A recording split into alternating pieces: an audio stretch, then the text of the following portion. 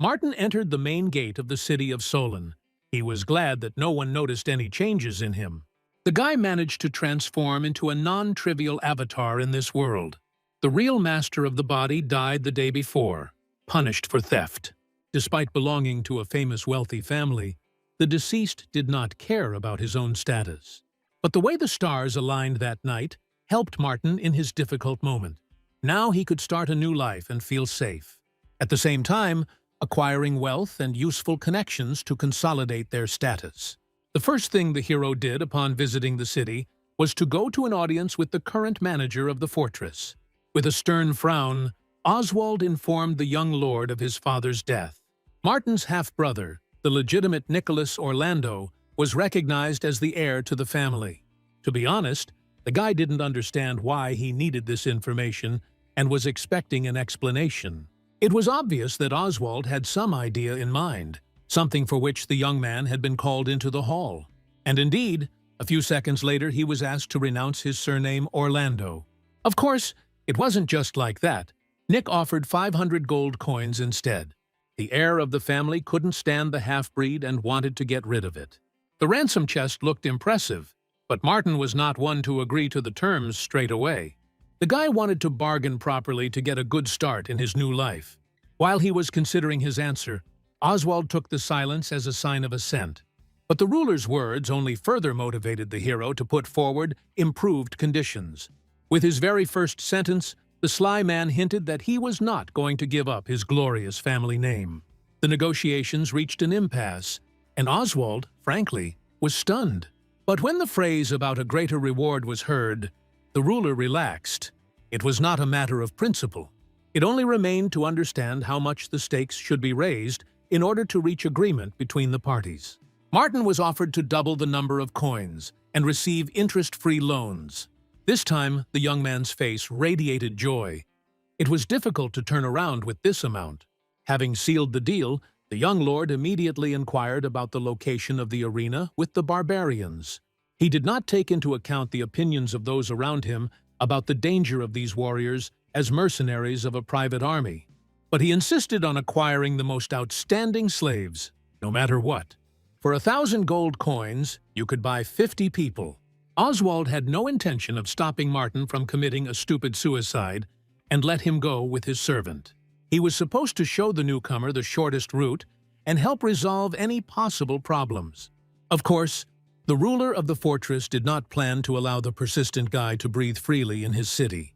The man sought to observe his actions from a distance and keep the situation under control. While the carriage carried its fellow travelers along the tangled streets, the hero looked at everything around him. He did not hide his foreign origin, but he did not intend to go into details, prudently concealing the fact that the body was taken from one of the garbage dumps in another city. Thanks to the Lord's system of keeping the remains of the deceased, Martin quickly learned martial arts.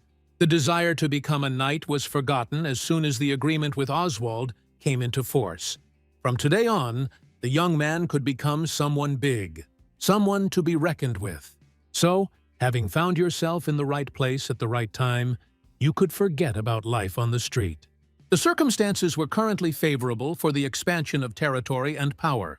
Soon the conductor announced that the carriage had arrived at its destination. The arena looked small and, according to the interlocutor, had great potential. Martin was interested in a group of mountain barbarian slaves, which he announced almost from the doorway. The guy shared his plans to create his own army with his owner. The woman agreed without any problems to take the visitor deeper into the building to get acquainted with the goods, although she prudently warned him about the false choice of assistance for a noble goal. In Martin's opinion, the arena manager was engaging in demagogy because the arena was full of scoundrels. To the guy, mutants and overgrown animals seemed like nothing more than creatures in trouble. And the barbarians, no matter how dangerous they were from the point of view of others, did not terrify the young man. He was confident that he would cope with any aggression towards him and conquer their wayward nature. The confidence with which Martin insisted on his own made the hostess think he was out of his mind. All disputes had to be put aside because the dialogue began to develop into a conflict. In fact, the hero insisted on the barbarians for one simple reason. They were considered the best. And with the help of the Lord's mysterious system, in case of victory, they received freedom. But in case of defeat, they gave consent to obey the new owner. There was little time to think. The boy seemed like an obvious victim of ambition. Within 30 seconds, the greatest barbarian, named Russell, stepped forward. The husband struck terror into the hearts of everyone who watched the dialogue from the outside. The warrior resembled a huge mountain and was confident in his superiority. The taste of freedom seemed incredibly close and achievable, but in response, Martin took a defensive position, preparing for a fight. The arena's mistress insisted that preparations must now be made for the aristocrat's burial. The best of the barbarians has killed many opponents, and a stupid boy is definitely no match for him. It was necessary to stop the collapse, but since the mistress herself had no intention of doing this, and Oswald's servant had no authority, they could only expect the worst. The businesswoman was going through a terrible ordeal. If an aristocrat dies within these walls, sales will drop significantly and inspections will begin. It was too late to help, because skeptical spectators began to gather around. And although they begged the barbarian for mercy, he had no intention of fulfilling their request, wanting blood. The giant rushed forward, planning to grab his opponent in a vice and knock the ground out from under his feet. The guy didn't even move from his place, meeting the attack with stubborn resistance. In the first seconds, it seemed that the confrontation was going quite successfully. But a moment later, Russell grabbed the Lord by the skin and lifted him above his head. It was not difficult to do this, because Martin was 5 times smaller than the giant. Feeling his own advantage, the barbarian demanded freedom even more. Everything had to be done as quickly as possible. With a flourish, the new owner of 50 slaves landed on the concrete slabs of the arena. It seemed like the guy had no chance of remaining unharmed and having the strength to fight. Russell, meanwhile, stepped aside, awaiting the verdict in honor of the end of the fight and his victory. The confrontation lasted only a few seconds, which must have made the Lord's eyes shine with stars. The warrior's minions greeted him with victory, unexpectedly causing him to feel shy. At this time, he was still lying on the ground, appearing to be unconscious, or even worse, died on the spot, giving birth to a set of problems. Since everyone around was confident that the fight was over, Martin's awakening came as a surprise. The guy got to his feet literally within a few seconds and immediately tried to detain the barbarian. A sly smile played across the young man's face. No one guessed the trump card up his sleeve. He said he had deliberately allowed Russell to make the first move without restrictions. And now, nothing held the Lord back in his actions, which everyone later saw. Strength literally flowed through every muscle of the young man. He strove to show what he was capable of. Martin was confident that his opponents, whoever they were, had no chance of gaining an advantage. Hearing the Lord's insolent tone, Russell rushed to punish him for his sharp tongue. But the opponent's lightning-fast reaction turned the attack into a flight into the unknown. Martin, having put his opponent on the ground, declared his victory. But this state of affairs did not suit him. The giant insisted on a second round. He didn't want to admit the obvious. Of course, the Lord had no intention of preventing the barbarian from gaining new experience. The young man understood perfectly well that the goose's reputation for invincibility of the powerful giant was now being destroyed. The slave's minions could not understand how the boy managed to survive the first blow. The opponents, meanwhile, were once again locked in a new fight. A few seconds later, the barbarian found himself on the ground again. Then again, and after him, and again, the result always remained the same. Despite this, the desire to get revenge never disappeared. Russell felt he had enough strength to arrange another duel. The man was stopped only by the cries of his colleagues, who preferred freedom more than they believed in their comrade's strength. They had watched the giant's defeats 10 times and were no longer willing to tolerate it. The last straw in the argument was the appearance of a stocky girl. Her serious status was evident from the reactions of the surrounding men. The red-haired warrior volunteered to replace Russell and win freedom for her people. Martin heard everyone around him whisper the word boss. It turns out that the stocky men were being controlled by a woman. But the legitimacy of the opponent's expression of will had to be confirmed. The young man did not want to waste his energy just for the sake of competition. In response, he heard only a fiery speech about gaining freedom. From that moment on, the duel was approved. The Lord was not used to going back on his word. The warrior rushed forward, and from the shouts in the crowd around her, it became clear that her name was Barbara. Watching his opponent, the hero realized that she was head and shoulders above her predecessor. The system confirmed his suspicions, declaring that there was a hero in front of him. The red beast's first blow was blocked, but it wasn't without a lot of effort to stay on my feet. This was the first time the guy had encountered such an experience of fighting a real hero in this world. This only aroused his curiosity. The guy had no doubts about his own victory. With this stream of thoughts, the young man didn't even think about attacks. Barbara jumped into the air preparing to attack. At the last moment, the Lord jumped back and the powerful blow was absorbed by the floor. The barbarians began to loudly encourage their boss. Because of this, no one heard the loud groans of the arena manager. While the woman was worried about her property, Oswald's servant was seriously upset about Martin, especially when he noticed Barbara picking up a giant rock from the floor. This strong girl knew what she was doing. She had experience that observers thought the Lord did not have. A few seconds later, a piece of granite flew in the direction of the noble enemy. One might think that Martin was scared. He really didn't expect such power. Through the wall of dust and stones, it was impossible to see whether the attack had been successful. The reason why the arena manager was the first to throw a tantrum was because she didn't know she could be so emotional. But when your business is on the verge of closing, you can afford to be emotional, even excessive. The barbarians began to shout victory, Barbara's name bouncing off the walls and echoing. Russell decided to rejoice in the achievements of others, despite the fact that he himself got into trouble. But it was too early to relax. The fragile young man lifted the stone with one hand, along with the leg of his astonished opponent.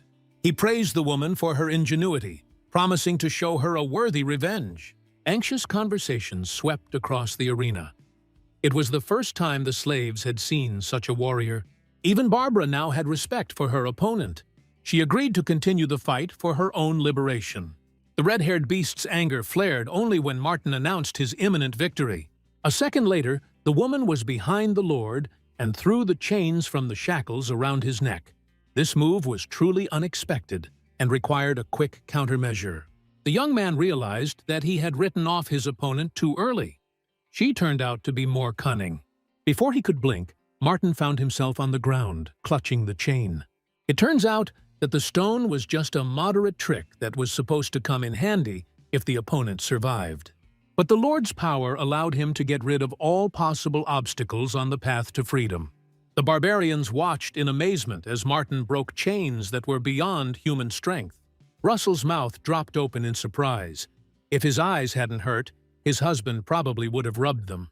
These shackles restrained the most vicious beasts, and Barbara, no matter how hard they tried, could not break them apart on her own.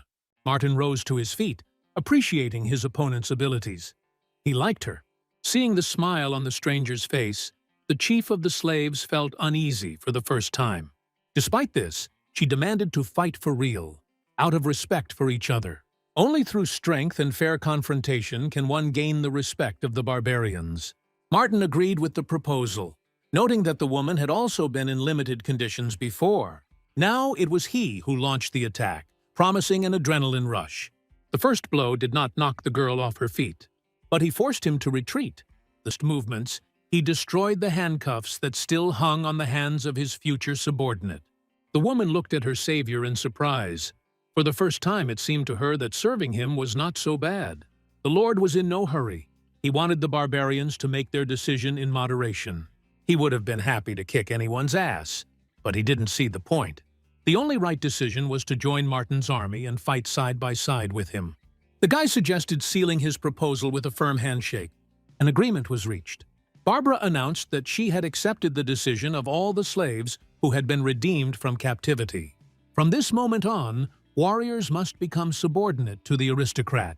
Martin Orlando, delighted by such respect, gave a short but motivational speech. The men spoke anxiously to each other, not hurrying to kneel. But in the end, respect for Barbara overcame all anxiety, and agreement was reached. The arena manager's mood also quickly improved, and now her business could continue to exist. Oswald's servant breathed a sigh of relief. The Orlando family name had received a worthy offspring. Gradually, the system began to notify about requests to add Martin to the group. With a sense of duty fulfilled, the hero accepted all those who wanted to come. This is how the young man's ascent to the heights of power began. In this cruel world, it was not difficult to do something like this. For the ambitious, it was ideal. Those who were more cruel than others were already able to create their own realities by eliminating their competitors. Since Martin was not particularly troubled by his conscience, he believed that he had struck gold. The first step to strengthening their position was arming the army. So the Lord went to the most famous weapons town. From the very beginning, the barbarians' eyes began to run wild. They had never seen such a variety of clothing and artifacts in their entire lives. The shop owner, the dwarf Negan, greeted potential customers kindly and inquired about their intentions. Martin laid out his plan to acquire quality weapons for his own army in all seriousness. Realizing that the visitor knew about the secret arsenal for the chosen few, the dwarf willingly opened access to it. Gradually, the clothing stands began to change places with the weapons stands. The collection of this weaponry was truly impressive with its large number of rare items.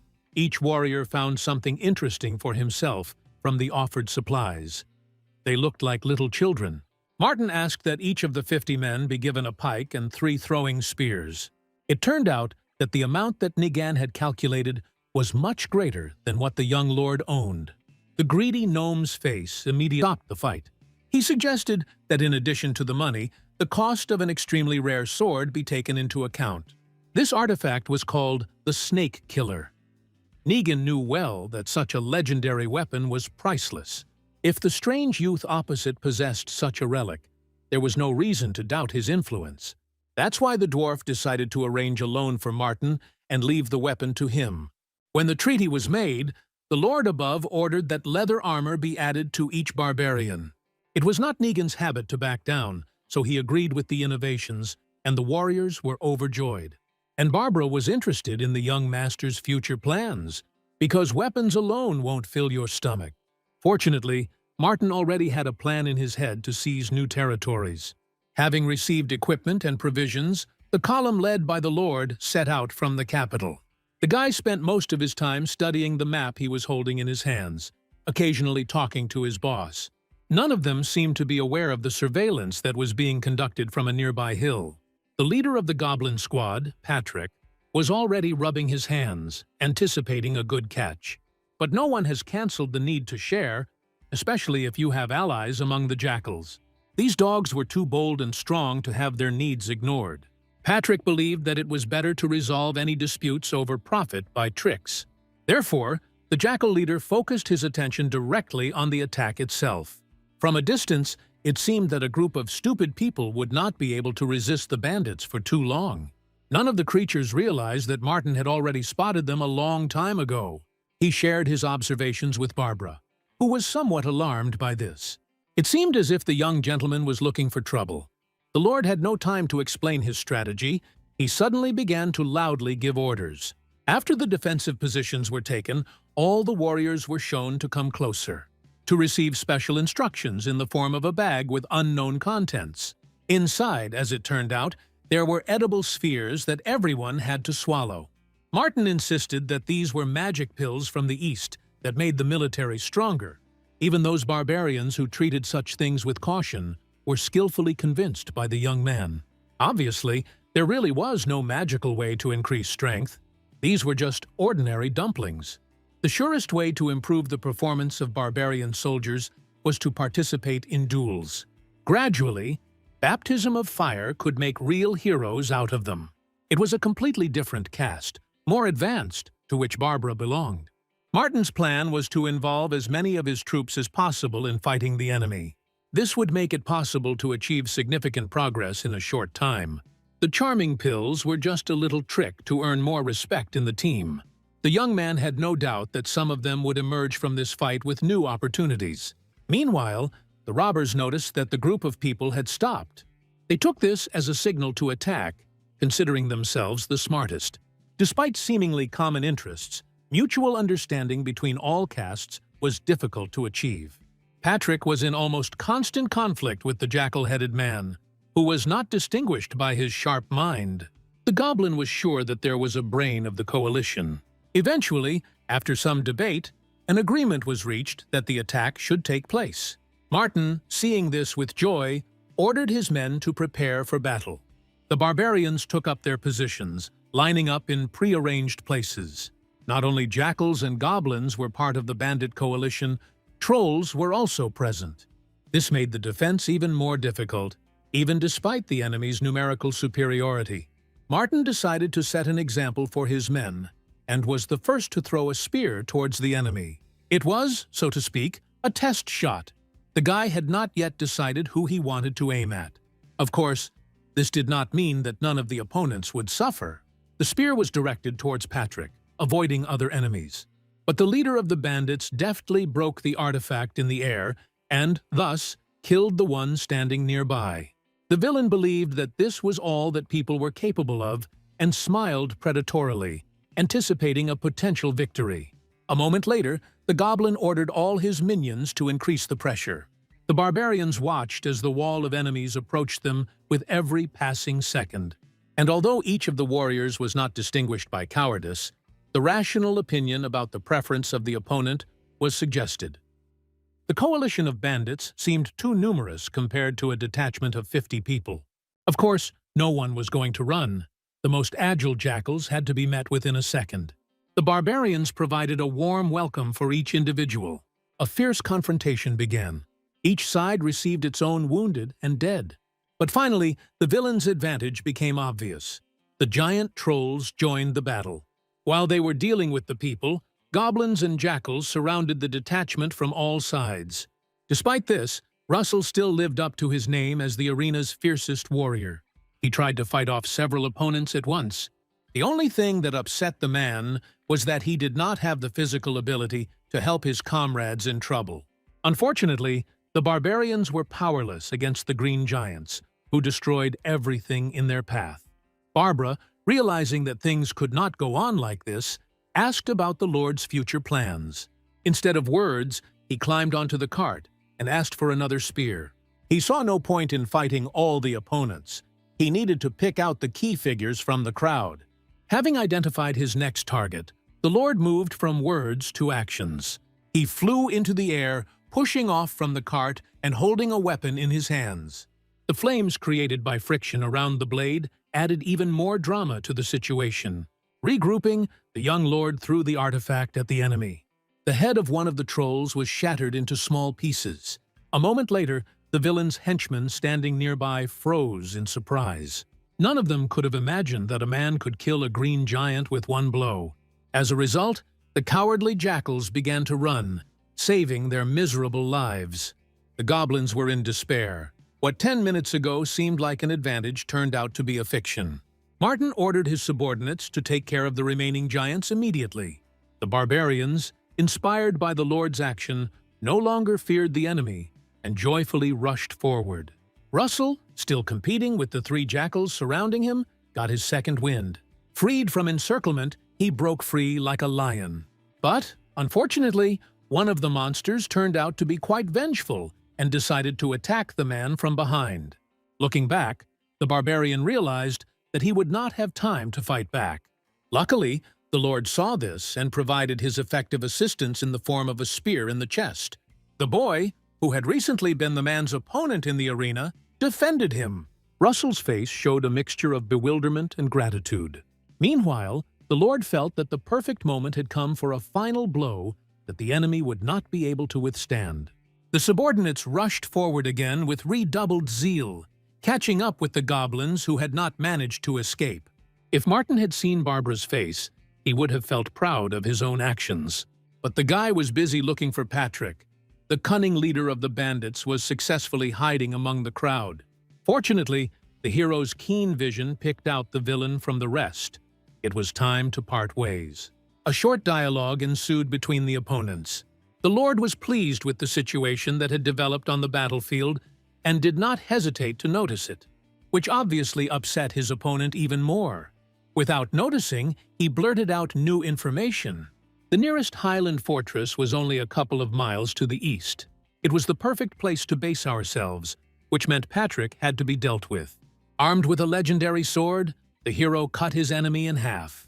He didn't even have time to finish his next speech regarding his own superiority in battle.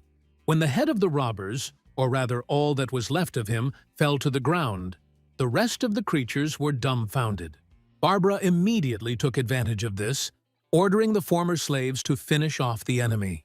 The men rushed to the attack, increasing the horror in the eyes of the bandits. Gradually, the system notified Martin about the increase in the levels of some barbarians. So far, the plan has progressed at the expected pace without any particular problems, and the warriors themselves felt an increase in strength, attributing it to the Lord's magic pills. At the end of the battle, the humans managed to subdue 2 trolls, which turned out to be appropriate. While the giants were being harnessed to the carts, Barbara also brought news of a map of a nearby fortress. Although this building seemed impregnable, Martin did not consider it impossible for himself in this world. Having rolled up the map, the young lord called the people to him. He announced that next time they would stop at a high mountain fortress. The army moved forward with its leader, the trolls doing their job very well. The hero noticed that the prisoners were moving quickly, so their destination should appear soon.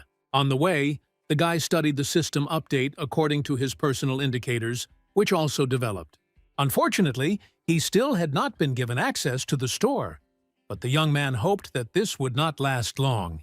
According to the conditions, in order for the option to open, it was necessary to pump up strength and weapon mastery. Fortunately, constant participation in battles contributed to development in these directions.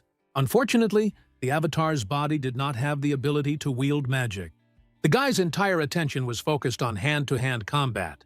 He was already 10 times stronger than humans. When Barbara called Martin, he was just imagining himself after the upgrade. It turns out that the army has already arrived at the foot of the high mountain fortress. The surrounding nature surprised with its diversity. It was really cozy here. By order of the Lord, the barbarians were given time for the dome procedure. They had not bathed for ages. Only Barbara could not afford to do this on an equal footing with her subordinates. It was difficult for the only woman. The first ones to take care of personal hygiene took care of dinner for the rest. The warrior hoped that she would wait for a good moment to refresh herself. Luckily, she had a good lord who could take care of her safety. Martin promised to keep an eye on the others while Barbara got herself sorted out. The happy heroine ran to the secret lake located nearby. There, away from the others, she was able to enjoy the crystal-clear, cool water.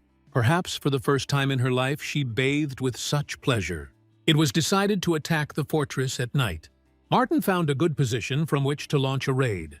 This place, according to the goblin, was occupied by kobolds and had remained impregnable for many years.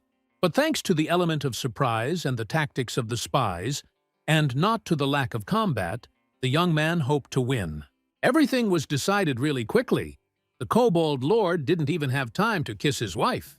The nobles did not even suspect that their reign had come to an unexpected end. Only the appearance of an impudent man stopped the love games. Paul turned to the door and screamed about an intruder, shouting for security. But the efforts were in vain, because the barbarians took care to neutralize everyone who was outside the room. Without even realizing the danger he was in, the chief kobold began to remind everyone of his status. When he started making threats, he only received a smile in return instead of fear. A few minutes later, he was hung by his feet and shamefully begged for mercy. Martin's plan was not to kill the Lord. He wanted to raise equal troops. And to do this, it was necessary to release the dog and wait for the decisive battle. Amid Barbara's ominous screams, Paul ran away without looking back, thanking Providence for the stupidity of his attackers. Naturally, he planned to return and defeat the scoundrels who were tempted by someone else's. At first glance, the capture of the fortress looked too easy. Everyone noticed this, and everything was not so simple. Martin noticed that there was plenty of room inside to create a main base. Good coverage of the territory from the walls allowed for competent defense. No potential attacker will be able to slip through unnoticed. In addition to the buildings, the territory was also striking in its size, despite the mountain range. Before the main kobold force arrived, a defense strategy had to be discussed. Martin called the first meeting, and the astonished barbarians surrounded him on all sides. The Lord reported that most likely Paul's main army was somewhere nearby. This meant that the fortress faced an inevitable, possibly long-term siege. Hearing these words, Russell called the mercy towards the leader of the kobolds a hasty stupidity. But Martin didn't hold that opinion. He suggested working off the money invested. To this end, the Lord wanted to prepare for a powerful response instead of waiting for an attack. The attackers had to be eliminated quickly and with the least possible losses for themselves. In this regard, the young man already had the right proposal for the team. After agreeing on the smallest details, calm life in the fortress continued for several days. The barbarians enjoyed their rest, although they were worried about the strange calm. Finally, one of the guards warned of the danger. An enemy combat unit was spotted nearby preparing to attack. Martin, in anticipation of events, immediately jumped up from his seat. It was time to have some proper fun. Judging by what could be seen from the fortress, the attackers decided to make a stop for the night. Obviously, sleeping while attacking enemy territory was a bad idea. The kobolds enlisted the help of the goblins to somehow strengthen their powers. The Lord did not wait until the morning and agreed to lead a small detachment to deal with the opponents. Judging by the number of unfinished items below, it shouldn't have taken long. Indeed, it was not a trap. The goblins, tired from the long journey, slept peacefully in their tents. They didn't even post a few sentries, and this played a cruel joke on them. Barbara showed up first. The woman didn't waste time on details, eliminating the enemy quickly. The green scoundrels had no chance to resist the unexpected night attack. Of course, simply destroying unarmed, sleeping creatures did not bring an upgrade. But constant participation in group fights improved their tactical skills and communication with each other. Gradually, they became elite soldiers who could rely on each other and grow together. Having finished with his opponents, Russell stood a little distance away from his brothers. But he didn't notice where exactly his foot stepped. The man felt the earth shaking. Suddenly, a second later, there was an explosion that threw him several meters away. It wasn't an earthquake or explosives. A giant dragon goblin came into the light. The barbarians were truly amazed by the appearance of the creature. It was not every day that one could see something like this. But there was no time left for negotiations. The enemy was ready to tear all living things to shreds. One after another, ordinary goblins began to come out to help him, forming a whole army. It turned out that stopping to sleep at night was a planned trick that people fell for. Barbara took a position next to Martin, who was concentrating on his next steps. Rather than being surprised by the unexpected, it was necessary to wait for all the characters to appear. At the dragon goblin's call, the ground began to crack under his feet. A huge creature emerged from the slums a moment later and accepted him as a rider. The last monster was very large and terrified experienced barbarians with its size. It's time to move on to battle. The leader of the attacking force announced that the blood of cunning people would sprinkle the slopes of these mountains. The green giant's arrogance only angered Barbara, and the woman immediately rushed forward. But her spear strikes had no effect at all on the mutant carrier. This somewhat deprived the boss of confidence in his actions and effectiveness. The enemy immediately took advantage of this, shouting new disparaging slogans. Barbara realized that she was in trouble. She was literally on the verge of death. Suddenly, Martin appeared between the monster and the warrior. He bravely entered into combat with the monster, relying on his own strength. At first, his efforts seemed to have no effect. But a moment later, the situation changed dramatically. The guy managed to grab the carrier by the paw. With a great effort, Martin could not help but scream. He threw the monster over himself into the air. When the creature landed, it luckily knocked over several more goblins. The ordinary enemy soldiers gaped, trying to understand how this was even possible. Although this also concerned the barbarians who understood, who never learned the true power of the Lord. The goblin dragon remained alive, although he had suffered numerous kicks. Martin approached him and offered to surrender to avoid further bloodshed. The young man did not think that this proposal would work, because he knew well the nature of such creatures. A second later, the enemy grabbed an axe and tried to kill his opponent. But he was quickly taken out by an unarmed man using his regular fists. Still, events developed as Martin wanted. The conflict was quickly resolved.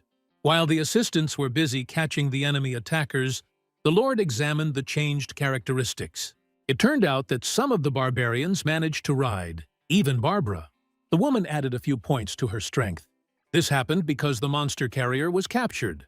Unfortunately, the goblins didn't have much in the way of stolen gold, which was a bit of a disappointment. The mercenaries hoped to get something out of the people, but as a result, even what they managed to capture remained. The question arose about what to do with the giant mutant, who did not resist at all. But he was very scared when Martin asked about the taste of his flesh. Of course, it was a joke. In reality, the Lord was going to make the beast his carrier. Once the gains have been divided and the prisoners captured, it is time to return to the fortress. On the way to the base, the guy decided to inquire about updating his own data in the system. It turned out that the store tab was now active. All that was left was to earn money to buy weapons at a good discount. Once the purchase of the ancient spear was completed, its materialization into reality began. It was formed out of thin air, consisting of many puzzle pieces. Today Martin was happy even with such a small trophy. For the barbarians, everything looked like magic. They had no idea about the existence of the system and its capabilities. The peaceful campaign was interrupted by further surprises. Russell reported that he saw a group of marauding jackals ahead.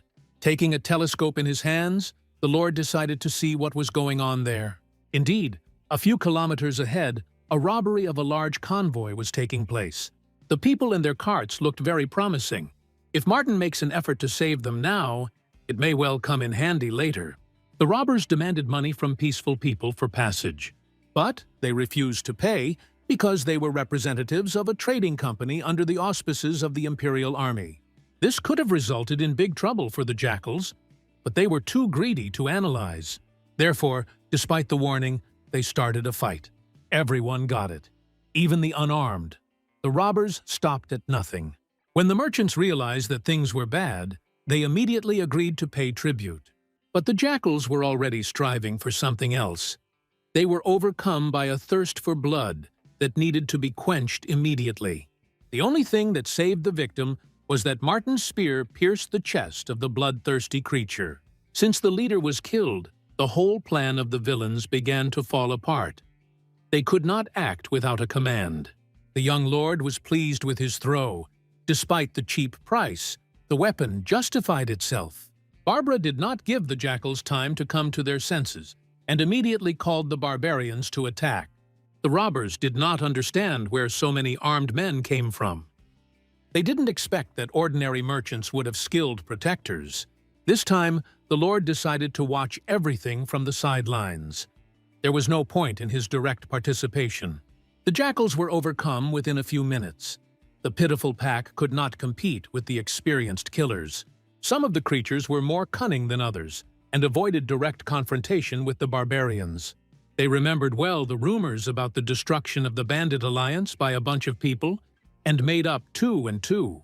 Among themselves, the local hordes of bandits had already managed to christen Martin with a loud nickname. To them, the young leader of a small army was a legendary noble lord of the wild lands. After meeting the barbarians, the survival rate was low, so the jackals decided to flee. But today, no one was destined to survive, because the monster carrier destroyed the escape routes. He quickly finished off everyone who wasn't crushed by the rocks when he appeared. Martin was happy. He had achieved autonomy for his people in a short time and did not have to worry about them. Once the last attacker was dealt with, it was time to introduce ourselves. The first to approach the rescuers was a priest who promised to pray for the health of the young hero. But the Lord was not satisfied with gratitude. He directly declared that he would not refuse a monetary reward. Hearing this, the woman hiding in one of the submarines decided to come out into the light. It was a pretty elf who seemed to have heard a lot about the impudent, greedy aristocrat. She called herself Annie, and the stranger did not pose a threat because she was an ordinary trader. However, the beauty had her own security guard, whom she took care of. Meeting each other's eyes and finding out that each of them was okay, both thanked each other for saving them. To the surprise of the barbarians, Martin responded by praising his army. Annie didn't just start this conversation, she needed urgent help. It was all pretty banal and suited the profile of a daring defender. Since the caravan's losses were significant, they were unable to continue their recovery journey. Therefore, they needed a safe place where they could rest and gather strength. Of course, the shelter was not supposed to be provided for free. The elf agreed to pay with money and weapons. To back up her promises with action, she ordered an assistant named Peter to bring some valuables. It was a blue sphere, dotted with bright drops like a constellation. Calling Martin to look more closely, the girl threw it up into the air, and a second later it began to levitate above the ground. It turns out that this is what a communication crystal looked like. This was how Annie kept in touch with the trading house. Reinforcements had to be waited for 3 days. For the Lord, this meant the opportunity to establish useful connections and make a good profit. So without further questioning, he invited the guests to the high mountain fortress. At that moment, the elf felt completely protected and stopped worrying. The journey to the temporary shelter took a little time. The guests dispersed into the street, helping each other to patch up their wounds. Annie and Peter took an active part in this directly, through the healing potion. Martin was truly amazed by what he saw. The legendary healing potion was still unavailable to him due to his low level of development. He was once again convinced that he would not regret his decision to receive guests, although it was risky. By evening, the saleswoman was able to find a couple of minutes to rest. It was necessary to sum up the disappointing results of the day. The goods were saved, but the people were not. If it weren't for the appearance of the Lord's Savior with a detachment of barbarians, their situation could have been even worse. But this boy also aroused a lot of suspicion on Peter's part. The man in no way belittled the Savior's achievements or the skill of his soldiers. Even the elf's assistant himself was at some point in immediate mortal danger. The Lord turned out to be an angel of salvation for everyone who was now within the walls of this fortress. With such reckless and powerful soldiers around, it was not scary to close your eyes to sleep. But at the same time, Peter was haunted by the thought of his own inability to defend his boundaries. No one could have guessed that at this time Martin was thinking about high-quality armor for caravan drivers, and he already set himself the goal of buying something similar for his own people. The guy managed to make a profitable deal and get free ammunition from Annie. His army looked much better now, but there was no limit to perfection. The dragon-goblin axe, which the young man saw being fought over, was also considered a good trophy. On the one hand, he didn't spend that much time with the barbarians, but the upgrade was colossal. Reflections on life's moments were interrupted by the appearance of Barbara. The woman anxiously reported that something important had happened.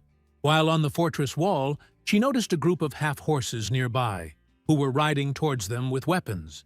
Martin had never encountered centaurs in this world before, so he wanted to see for himself what they were talking about. Potential enemies moved silently, but even from a distance one could notice that they were hung with weapons on all sides. This time, the Lord had no intention of going on a sortie, and waited until the guests themselves approached the gate. The leader of the centaur squad was named Beatrice. She represented the Storm clan. The woman was an experienced warrior, so she expected a tense reception from the serf owners. The appearance of dozens of copies confirmed her assumption. It was, so to speak, a warning. Do not cross the indicated demarcation line. The filigree execution of the throws was also appreciated. The barbarians had no shortage of strength, but the warning was ignored by the centaurs. They continued moving towards the main gate. Martin watched the procession with interest, wondering what exactly motivated the strangers. But, nevertheless, he did not give up trying to intimidate the uninvited visitor with a new batch of copies. As Beatrice approached the fortress this time, she had to fight back. She did this not to engage in a full-fledged fight, but only to save a life. When the attack stopped, she finally ordered the centaurs to stay where they were. It was time for negotiations. The woman pulled a white towel out of her pocket and tied it to the pile. This was a signal that the group of uninvited visitors had decided to surrender. This gesture changed Martin's entire perception of the visitors and prompted him to meet them. Before the conversation, it was not worth removing the guards from their positions, but the main gates were opened anyway. The Lord approached Beatrice and inquired about the reasons for the unexpected visit. The woman identified herself and her clan, saying that she did not come to war. In response, Martin gave his name and title just in case. But it turned out that his interlocutor knew very well about him and his victories. This came as a pleasant surprise. It turns out that the young man's reputation has reached the most distant lands, including the Storm Clan. The Lord was extremely flattered by Beatrice's words, but he was not inclined to be conceited. After exchanging pleasantries, the female centaur handed her interlocutor a tablet with writing on it.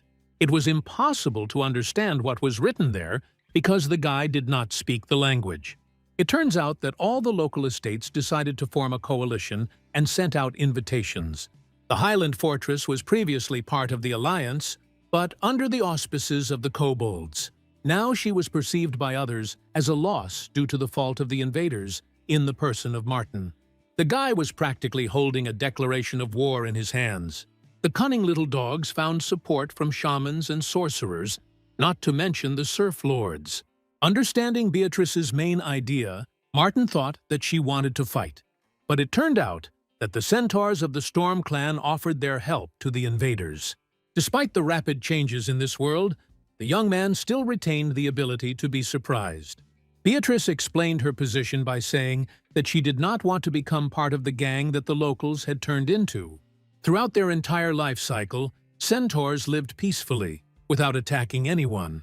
They have always suffered from the development of culture and record-keeping, and with the appearance of a strong figure in the valley, they dreamed of reviving the old carefree days. After these words, the system notified Martin about requests for centaurs to join. It turns out that the advantage of such warriors was fighting at a distance, which became a good addition to the barbarians.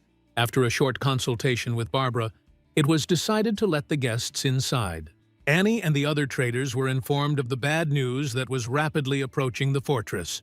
The news of the approaching attack alarmed the elf. Tired from endless travel and location changes, Martin sank into a chair, explaining the details. But seeing the girl's extreme agitation, he decided to calm her down a little, having promised that the battle could not take place earlier than in 10 days. So the caravan, theoretically, will have a chance to wait for reinforcements and leave. Each group of those gathered perceived such information in its own way. The barbarians, for example, were happy. Beatrice confirmed Martin's assumption, backing up the report with information about the composition of the enemy army. Unfortunately, there were many fortresses and bands of robbers in the valley who had formed an alliance with each other. The only advantage the fortress had was that they had a full 10 days to prepare. During this time, it was possible to plan the defense strategy down to the smallest detail. Barbara understood perfectly well that the Lord already had some ideas. But Martin didn't want to go into details yet. First, he needed to resolve the money issue. Since the confrontations failed to earn him what he wanted, he asked Annie for a loan. The woman had enough gold so she could help. Moreover, according to the Lord, 500 gold coins could radically change the situation. The elf simply could not refuse her savior, and he, taking advantage of all the advantages of his new acquaintance, thanked the merchant for her generosity. Later, it came to the centaurs. It was necessary to determine which weapons they wield better. Beatrice assured that all members of the squad, like her, were excellent archers. Therefore, Martin immediately decided to buy weapons for his new brothers, which turned out to be quite expensive. As with the spear, the weapon materialized in space quite quickly. What the centaur perceived as real magic, no one understood the peculiarities of the system's existence. Having accepted the artifact from the Lord, the woman immediately decided to test it. Despite the poor visibility, she chose a target for herself. Using sound as a guide, Beatrice released the arrow, and it hit the tree trunk right away, hitting a bee and piercing several leaves. Martin was impressed. He, of course, had already managed to ask about the skills of the centaurs. But, having seen everything with my own eyes, I was convinced that the fortress was now protected even at a long distance. The squad commander thanked her for the wonderful gift.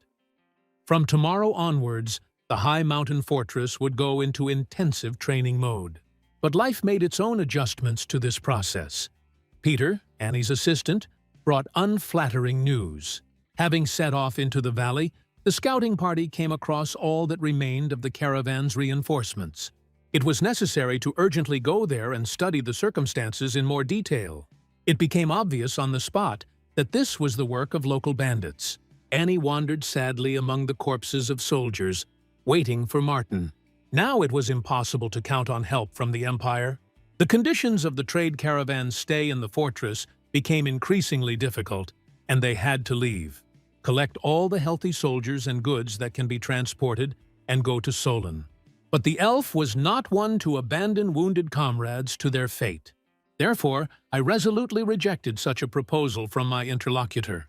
In response, Martin announced an increase in rent for the premises, with a search fought for resources. Beatrice also heard information about one of the tribes, which were called the Ice Aborigines.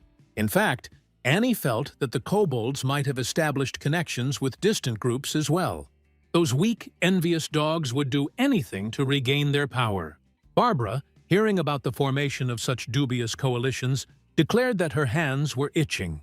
It was necessary to wait for the complete merger of the coalition and eliminate everyone at once. The 10 days of waiting for the attack were spent in intensive preparation for the battle. Everyone who could hold a weapon trained inside the fortress. And finally, the Centaur scouts brought news of the enemy's location. Martin, to be honest, was already tired of waiting for potential conquerors and was glad to receive such information. It turned out that the opponents had set up camp about 50 miles from the fortress. Judging by the mood of the soldiers, the offensive was supposed to take place tomorrow morning. The Lord's happiness knew no bounds. The constant boredom of battles and action did not allow him to relax. At dawn, the guards on the towers began to sound the trumpet about the enemy's offensive actions. Martin ordered everyone to prepare for resistance. It was time to fight for his fortress and life. Today, the guy was not going to stand aside. Having received his sword, he ordered the barbarians to counterattack, and they ran forward to loud cries. Nearby, the centaurs rushed into the attack, shooting continuously from the meadows. The Lord, meanwhile, put on the armor for the first time, which he managed to buy with the funds allocated by Annie. All those remaining under protection were interested in the detailed plan of action of the owner of the fortress. The plan turned out to be simple: kill everyone possible with the weapons available. But this did not seem enough for the elves and Peter to feel safe. Despite all the objections, the guy remained adamant. All that was left was to resign himself. Meanwhile, the gang moving towards the high mountain fortress was truly striking in its size. The Jackal commander was the first to see human soldiers coming out to defend the domain. When he was next to Paul, the scoundrel asked only about the desired speed of the massacre. But he responded by constantly noting that Martin was not weak and was dangerous. The bandits paid no attention to any of these comments, because they thought that the advantage of numbers outweighed everything else. The northern tribes, united for the first time under one flag, ran forward without waiting for orders. From the young lord's observations, it became clear that they did not care at all about their own lives and safety. Having saddled the monster carrier, the guy went to meet the confrontation. The sea of monsters moved so tightly that it was actually not difficult to hit someone. The centaurs began firing with greater intensity. This became an effective tactic because not all attackers had good armor. The collision of the two waves of soldiers was supposed to happen at any moment. As expected, the northern tribes chose for themselves the greatest object of hatred. The carrier seemed like something prestigious to them, so spears and other artifacts were thrown at him. But there were also casualties among the people. Some of the barbarians never rose again, falling to the ground. But this did not stop either side. Losses were inevitable in such circumstances. It was no surprise that dragon goblins began to emerge from underground. The emergence of such big scum had to be stopped at the very beginning. To do this, the power of the monster carrier was used. The beast leapt into the air and a moment later landed on the enemy's hearth. Those who managed to retreat and run away were caught up by the defenders' weapons. This time the barbarians were not horrified by the sight of the green giants, quite the opposite. Perceiving them as intermediate targets, they quickly moved forward. If the young lord was not afraid of anything, then his soldiers had to maintain the standard of bravery and courage. But along the way, there were also significant difficulties in the form of representatives of the ice tribes. Martin was the first to meet them in direct combat. During such an unexpected clash, It became obvious that the enemy had non-trivial strength. It was impossible for an ordinary person to stand against such monsters. But the Lord was not one of those. Even having fallen to the ground, he was ready to confront. 3 opponents immediately rushed towards him to complete their dark deed. Martin was ready to meet them with a trident with a little secret. He was more agile than his opponents, and this, even taking into account the heavy armor, was an advantage. Dodging the attacks of his enemies, the guy managed to inflict fatal, unpleasant wounds. At this moment, the hero was not distracted by anything around him. But his subordinates watched what was happening with curiosity, and Martin's strength amazed them. It wasn't long before Paul and the head of the jackals were already counting the significant losses. Realizing that the conflict could not be resolved by simple force, they used the powers of sorcerers. Under the command of the shaman, they began to actively create magical spells. The villains gathered around the fire had access to flame magic. Within a few seconds, giant spheres of fire began to form in the sky. The conspirators were delighted with what they saw, believing that this was their guarantee of success. Martin, in turn, watching the rapidly approaching threat, understood that this was a new stage. Magic was at play, which meant his people were in real danger. Suddenly, the flame took the form of a dragon, which began to descend from the sky onto the opponents. Realizing what was going on, the Lord ordered the barbarians and centaurs to flee from the scene of defeat. A moment later, a powerful explosion was heard, hidden in the smoke and flames of many of the battle's participants. Martin understood that it was impossible to stand against such a powerful force. It was necessary to take urgent measures against shamans and sorcerers in order to regain the advantage. While the Lord was pondering his next strategy, the barbarians were burning in the fire. Suddenly he noticed that he himself had been wounded. It was impossible to delay any longer. The decisive moment has arrived, and if we delay, many defenders will die. Luckily, Beatrice rode up behind Martin with several centaurs. The young man decided that he could use her abilities as a marksman, but he ordered the woman to hit the shaman on the opposite hill. To secure the result, the centaur ordered her people to take part in this attack. On command, each of the subordinates released an arrow. But one shot was not enough, so a second wave had to be carried out. The many arrows finally managed to cover 2/3 of the distance. The leader of the jackals ordered everyone who was nearby to protect the sorcerers at the cost of their own lives. The representatives of the ice people, armed with shields, tried to shield the object. This was going quite well, so Martin decided to give himself a bit of a head start. He threw his spear at the leader of the jackals, who was busy giving orders. He didn't keep an eye on the battlefield and missed his chance to survive. The artifact entered the villain's chest and knocked him off his feet. The commander flew towards the shaman's defenders, throwing them to the ground like bowling pins. The frightened sorcerers froze in place. They no longer felt safe. The fiery sphere, almost generated, began to crumble into smaller pockets of energy. A few seconds later, rain began to fall from the sky on the attackers themselves. It was friendly fire. The goblins were burning alive, unable to escape the fiery traps. Martin smiled as he watched the villains writhe on the ground in pain. His determination and agility played into the hands of the fortress defenders. Meanwhile, Paul didn't know what to do with himself.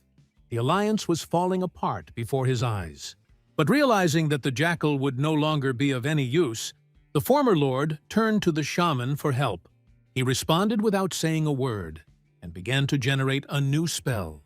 At first, no changes were visible on the battlefield, but after just a few minutes, something terrible began to happen.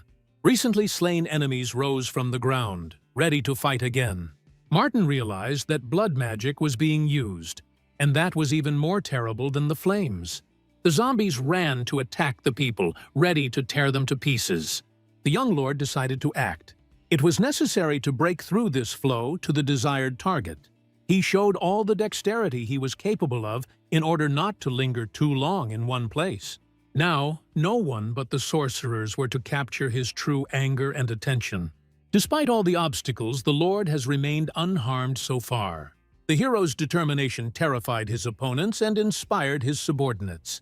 Just because Martin was moving forward didn't mean the barbarians and centaurs were standing still. They greeted the zombies warmly, cutting them into many pieces. Thus, the Lord's rear was reliably protected and he could go about his business. Finally, Martin reached Paul and the shaman, who were looking at him with fear. They did not expect that the latest drastic measures would lead to such an end. Now, both of them had no choice but to run, saving their miserable lives. But this time, the Lord had no intention of giving the arrogant dog freedom. Having knocked the fugitives down, the guy slowly began to approach them. The only thing that interested Martin most now was the shaman, and his surprise knew no bounds when the guy realized that the girl in front of him was scared. Having seized both prisoners, the Lord dragged them to his people. They, in turn, were busy with their injured brothers, and not all of them managed to escape damage. Without the necessary amount of medicines and doctors, it is impossible to save some lives. So Martin had a sudden idea to take advantage of the captive shaman's abilities. The frightened girl insisted that she was forced to participate in the fight and called herself Mendi. At that moment, the Lord was not at all interested in anything that came from the lips of the robber's henchman. He forced the shaman to immediately heal one of the barbarians, who was considered hopeless. To the great surprise of everyone present, the man opened his eyes and was completely healthy within a few minutes. At that moment, Martin had no idea about the healing abilities of his trophy. It was a real miracle that was hard to argue with. After being healed, Mendi began to beg while resting, and the barbarians discussed the magic that had happened before their eyes. The Lord looked at the sorceress and was already making plans for her integration into his army. Once the wounded were dealt with, it was time to clear the battlefield. Since there were too many of those opponents who remained alive, it was agreed that they would become slaves. The system, in turn, for victories during the confrontation, raised the ranks of many barbarians and centaurs. Having cleared the valley, the army faced the question of returning to the fortress. Paula, together with Mendi Martin, ordered a thorough interrogation of the location of the enemy's main base. At night, the Lord figured out how to distribute points in order to more advantageously emphasize certain strengths of his subordinates. Beatrice actually received an upgrade in strength and speed right away. The guy believed that centaurs, as the main scout detachment, generally needed to be agile. While busy with his affairs, the young man did not immediately notice the appearance of the warrior who came to inform him of problems. It turned out that Mendi put up quite a bit of resistance during interrogation, refusing to cooperate. Therefore, to get better results, Martin agreed to join the procedure. And indeed, in that room, only Paul behaved calmly, hanging on a rope. Upon seeing the Lord, the captive immediately began to appeal to his respect. But her interlocutor was not interested in her problems. He wanted to get information. The shamanka started shouting that she wouldn't say a word about the Alliance base. But this answer did not at all satisfy the new owner of the fortress.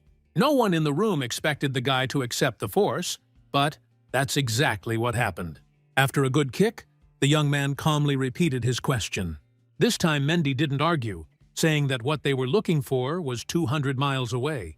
According to the shaman, there was not a single warrior left from her tribe because everyone had joined the battle. In order to verify the veracity of the information, Martin again threatened the captive with physical violence. But it turned out that the girl was not lying. Apart from children and the elderly, nothing remained of the former population. The Lord began to ask directly about Mendi's abilities. He was interested in everything. The shamanka had the blood of a red dragon, so she possessed fiery magic, but she knew others. There were shaman minotaurs who controlled the elements of the earth. The troll shamans manipulated trees and any plants, destroying all living things. This was new information that significantly expanded the guy's horizons about the world around him. Having learned everything he wanted and more, Martin went with Beatrice to a strategy meeting. He deliberately said nothing to the barbarians about the prisoners in order to instill more fear in them. But when the question was finally asked by his subordinates, he ordered that Paul and the witch be killed without hesitation. This motivated Mendi to fight for her life. She could be useful. Knowing this, and without any assurances, the Lord pretended not to understand why exactly.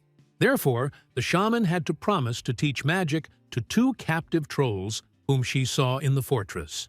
According to the girl, it became clear that the green giants could not only carry cargo, but also learn. Although this process did not promise to be quick, the result could please the new owner of the fortress. The promise of creating azure shamans with an endless supply of mana finally convinced Martin. The day after the great battle in the valley, the reconstruction of fortifications began. All the prisoners who had been collected the day before were involved in this matter. Starting at dawn, with their help, the fortress was quickly dismantled, almost to the foundations. Everything happened under the watchful eye of Beatrice, who kept her eyes on the previous scoundrels. The woman even managed to report to Martin about the start of a successful update. According to her calculations, a stone structure instead of a wooden one, as it was before, will make this place impregnable. Fortunately, there were enough granite reserves in the surrounding area to strengthen the future city walls. But the head of the Lord was not busy with just construction. He had to deal with the enemy base. To do this, the leader of the Centaur squad had to conduct reconnaissance based on the coordinates of the shaman. If the information from the interrogation is confirmed, the scouts must deal with the remaining contingent. Although this is an unpleasant task, because there may be elderly people and children there, no one has cancelled the warnings. Luckily, the Centaurs managed to level up their skills during the battle, so there shouldn't be any problems with speed. It was obvious that neither Beatrice nor her subordinates could comprehend the transformation that had taken place within them. But the system took care of them, so Martin didn't worry about anything at all.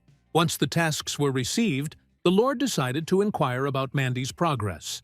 At this time, the shamanka must have been somewhere deep in the forest training with the trolls.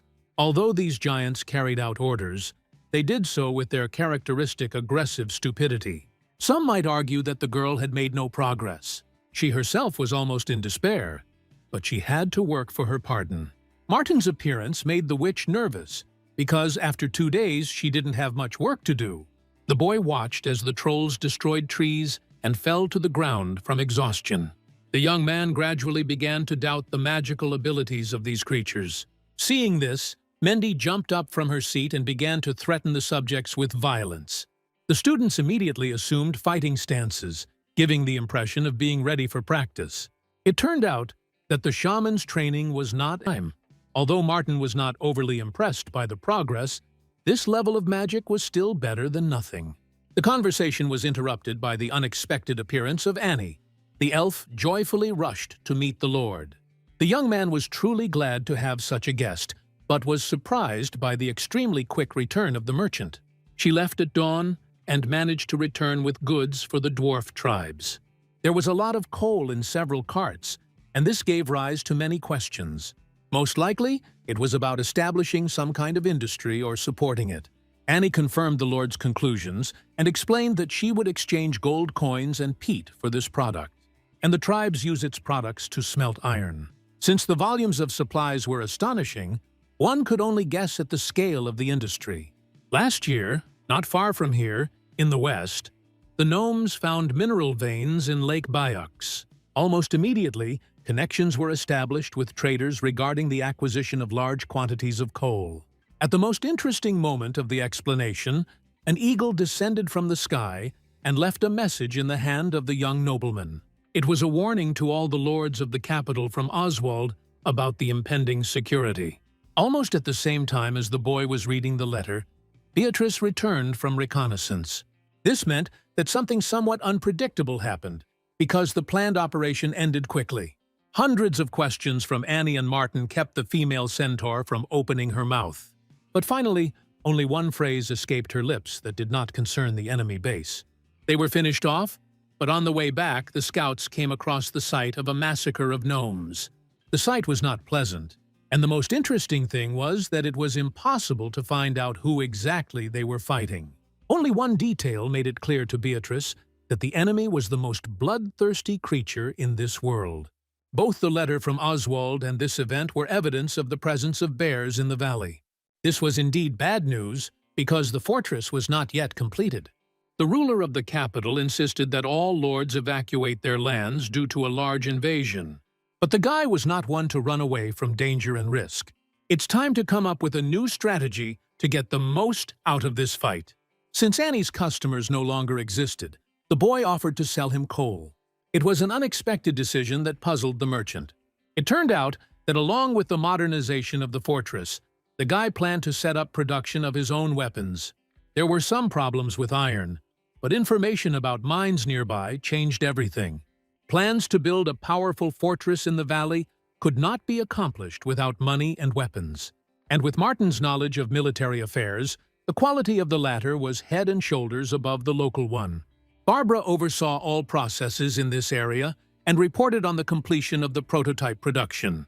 Annie watched closely as the Lord approached the object covered in crimson cloth.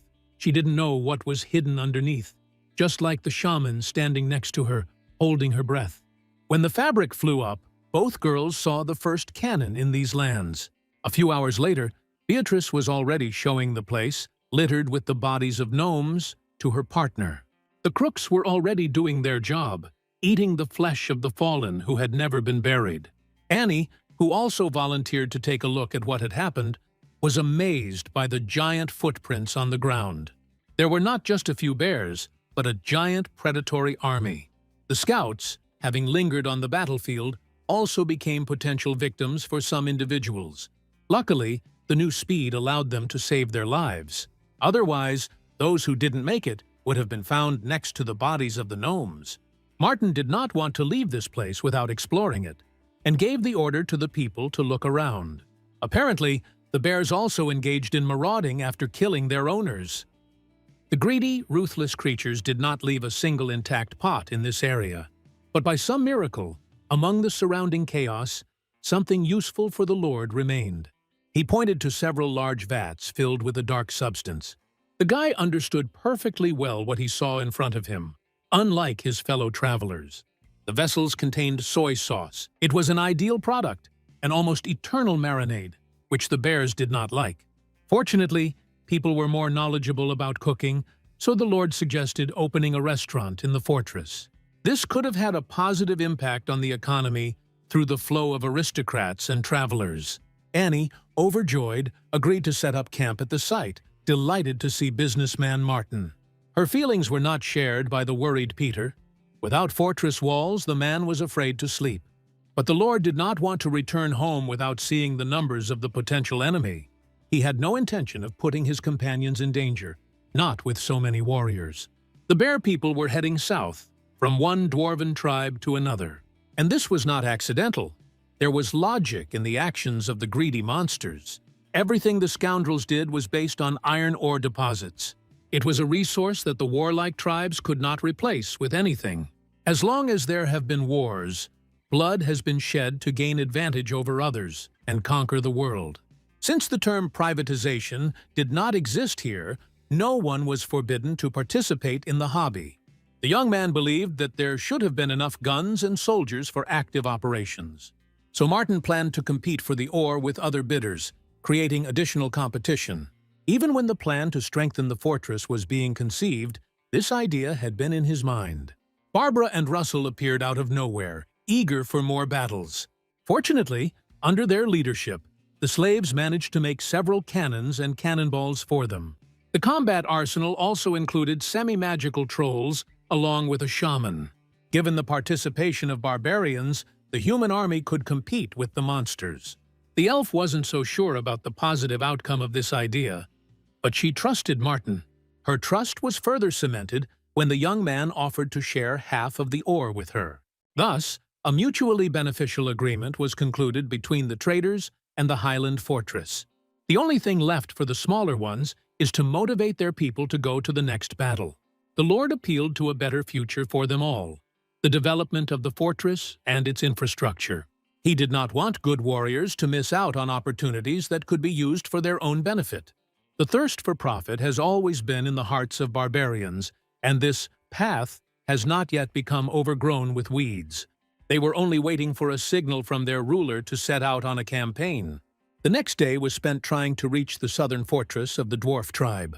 The army did not encounter any difficulties along the way, all the way to the main gate, until the Lord ordered everyone to stop because he sensed someone's presence.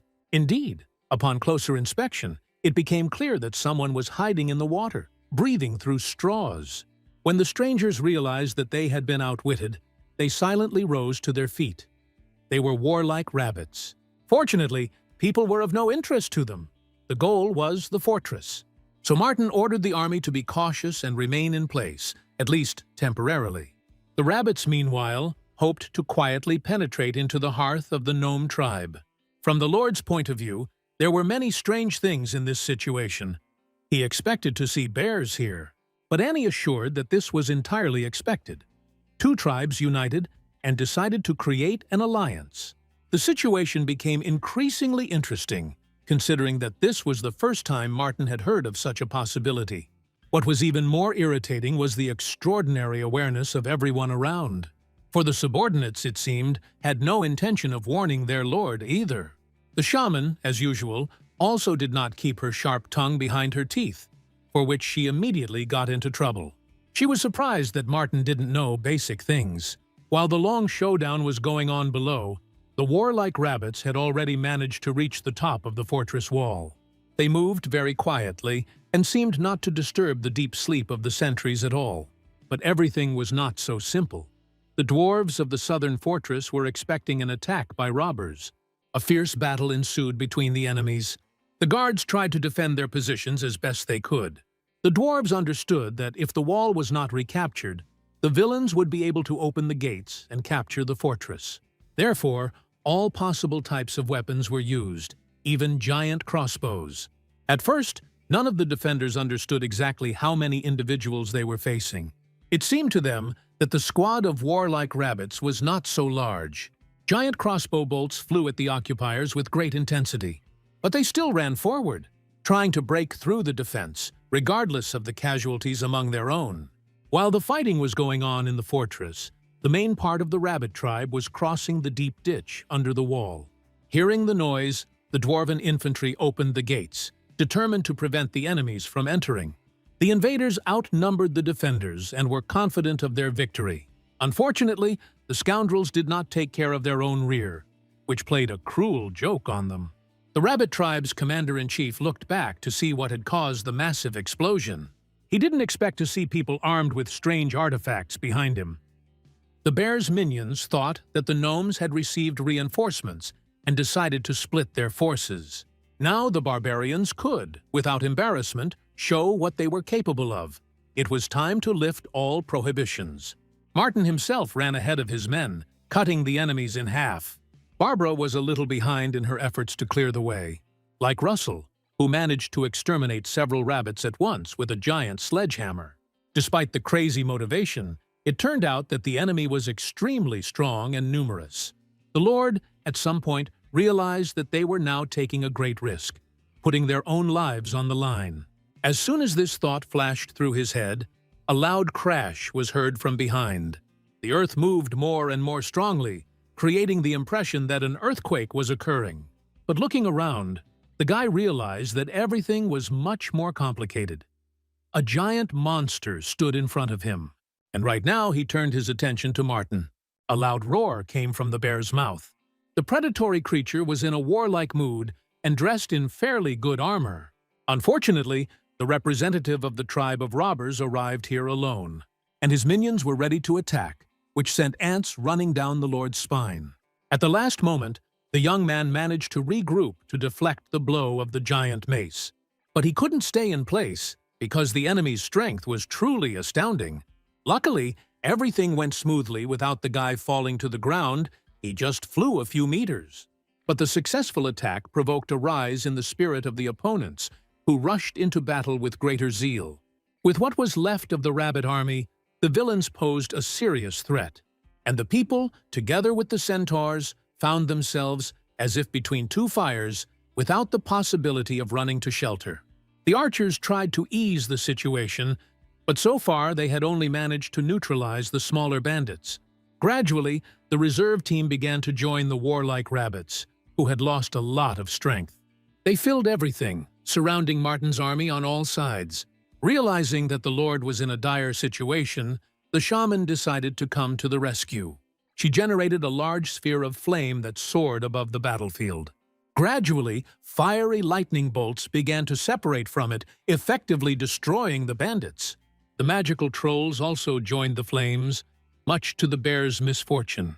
The star skin, it turns out, made the green monster invulnerable to weapons, not just wind.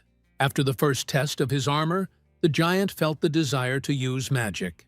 The appearance of trolls on the battlefield radically changed the situation, significantly thinning out the enemy army. The dwarves watched in amazement at what was happening from the fortress wall, without engaging in direct combat. A patriarch named Philip believed that the strangers were help from relatives from another clan. This would mean that they had to be supported, but there was a risk in that too. There were already enough wounded and dead inside the fortress, and the dwarves themselves needed help. Philip decided that he would handle the fastenings from the outside, while everyone inside concentrated on the restoration. Meanwhile, the bears, together with the warlike rabbits, decided to regroup for a new attack. Martin couldn't allow this because the situation could escalate. He decided to use the mighty power of his sword to show everyone their place. A powerful whirlwind with lightning caught the villains, turning into a real tornado of death. While the enemies circled in the sky, unable to stop the airflow, the Lord gave orders to the barbarians and centaurs to finish off the rest. The guy chose the bear that was closest to him. He tried to attack, but the scoundrel fought him off without even trying. It was impossible to deal with such an opponent using simple physics, so the hero activated heavenly power. The guy's aura began to glow with a blue glow. It spread from the right hand with the sword. I didn't expect to see such a bear at all, which is why the surprise effect worked as well as possible. The guy cut the monster in half, and she didn't even have time to bat an eye. For neutralizing such a monster, the hero received a lot of points and experience, which could not but please. Real combat experience only benefited the trolls. They unexpectedly developed their abilities. Barbara also wanted to try her hand at one of the giants. She attacked first, but the blow was quickly blocked. With one lightning-fast movement, the bear threw the girl several meters away from himself. She was not as agile and strong as Martin, so she received injuries.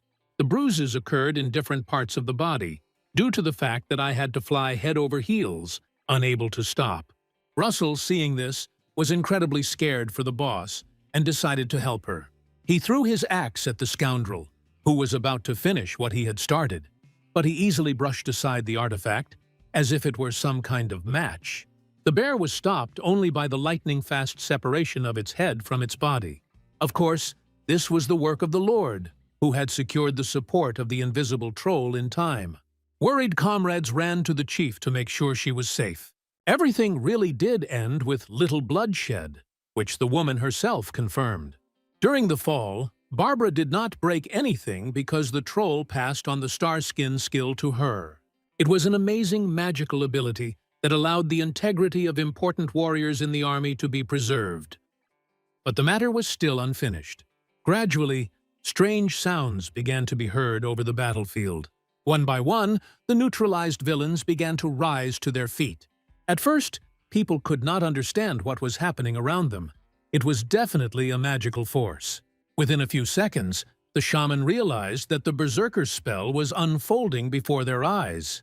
The bears allied not only with the warlike rabbits, but also with the Crescent Moon tribe. It's time for the Minotaurs to enter the game.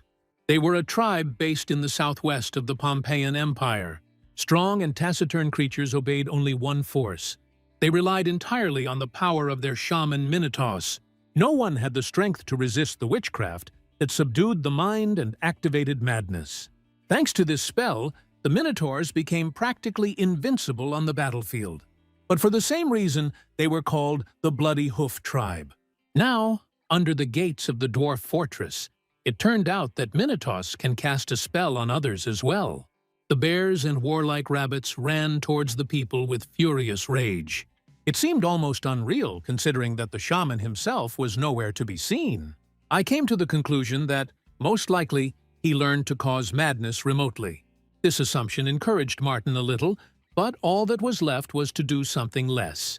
For the barbarians, it was easy to finish off the enemy without the direct participation of the Minotaurs. The Lord's army accomplished its task with almost lightning speed. There was no need to deal with the seriously wounded lying on the ground. the same as in the pursuit of those scoundrels who decided to escape from the battlefield. The goal, protecting the dwarven fortress, was completed, and finally, it was time to receive your reward. Martin, accompanied by his comrades, set off for the main gate, but they were stopped halfway. Patriarch Philip demanded an honest answer to the reasons for the presence of strangers in these lands. The young lord introduced himself and said his mission to help the dwarves together with Annie. The elf, who was personally acquainted with the locals, confirmed his words, after which the assistants were immediately invited inside and apologized for being overly cautious. The Chamber of Commerce representative assured that the gnomes had nothing to fear around Martin. The locals were supposed to cooperate with the rescuer, but to do this it was necessary to discuss the circumstances in more detail.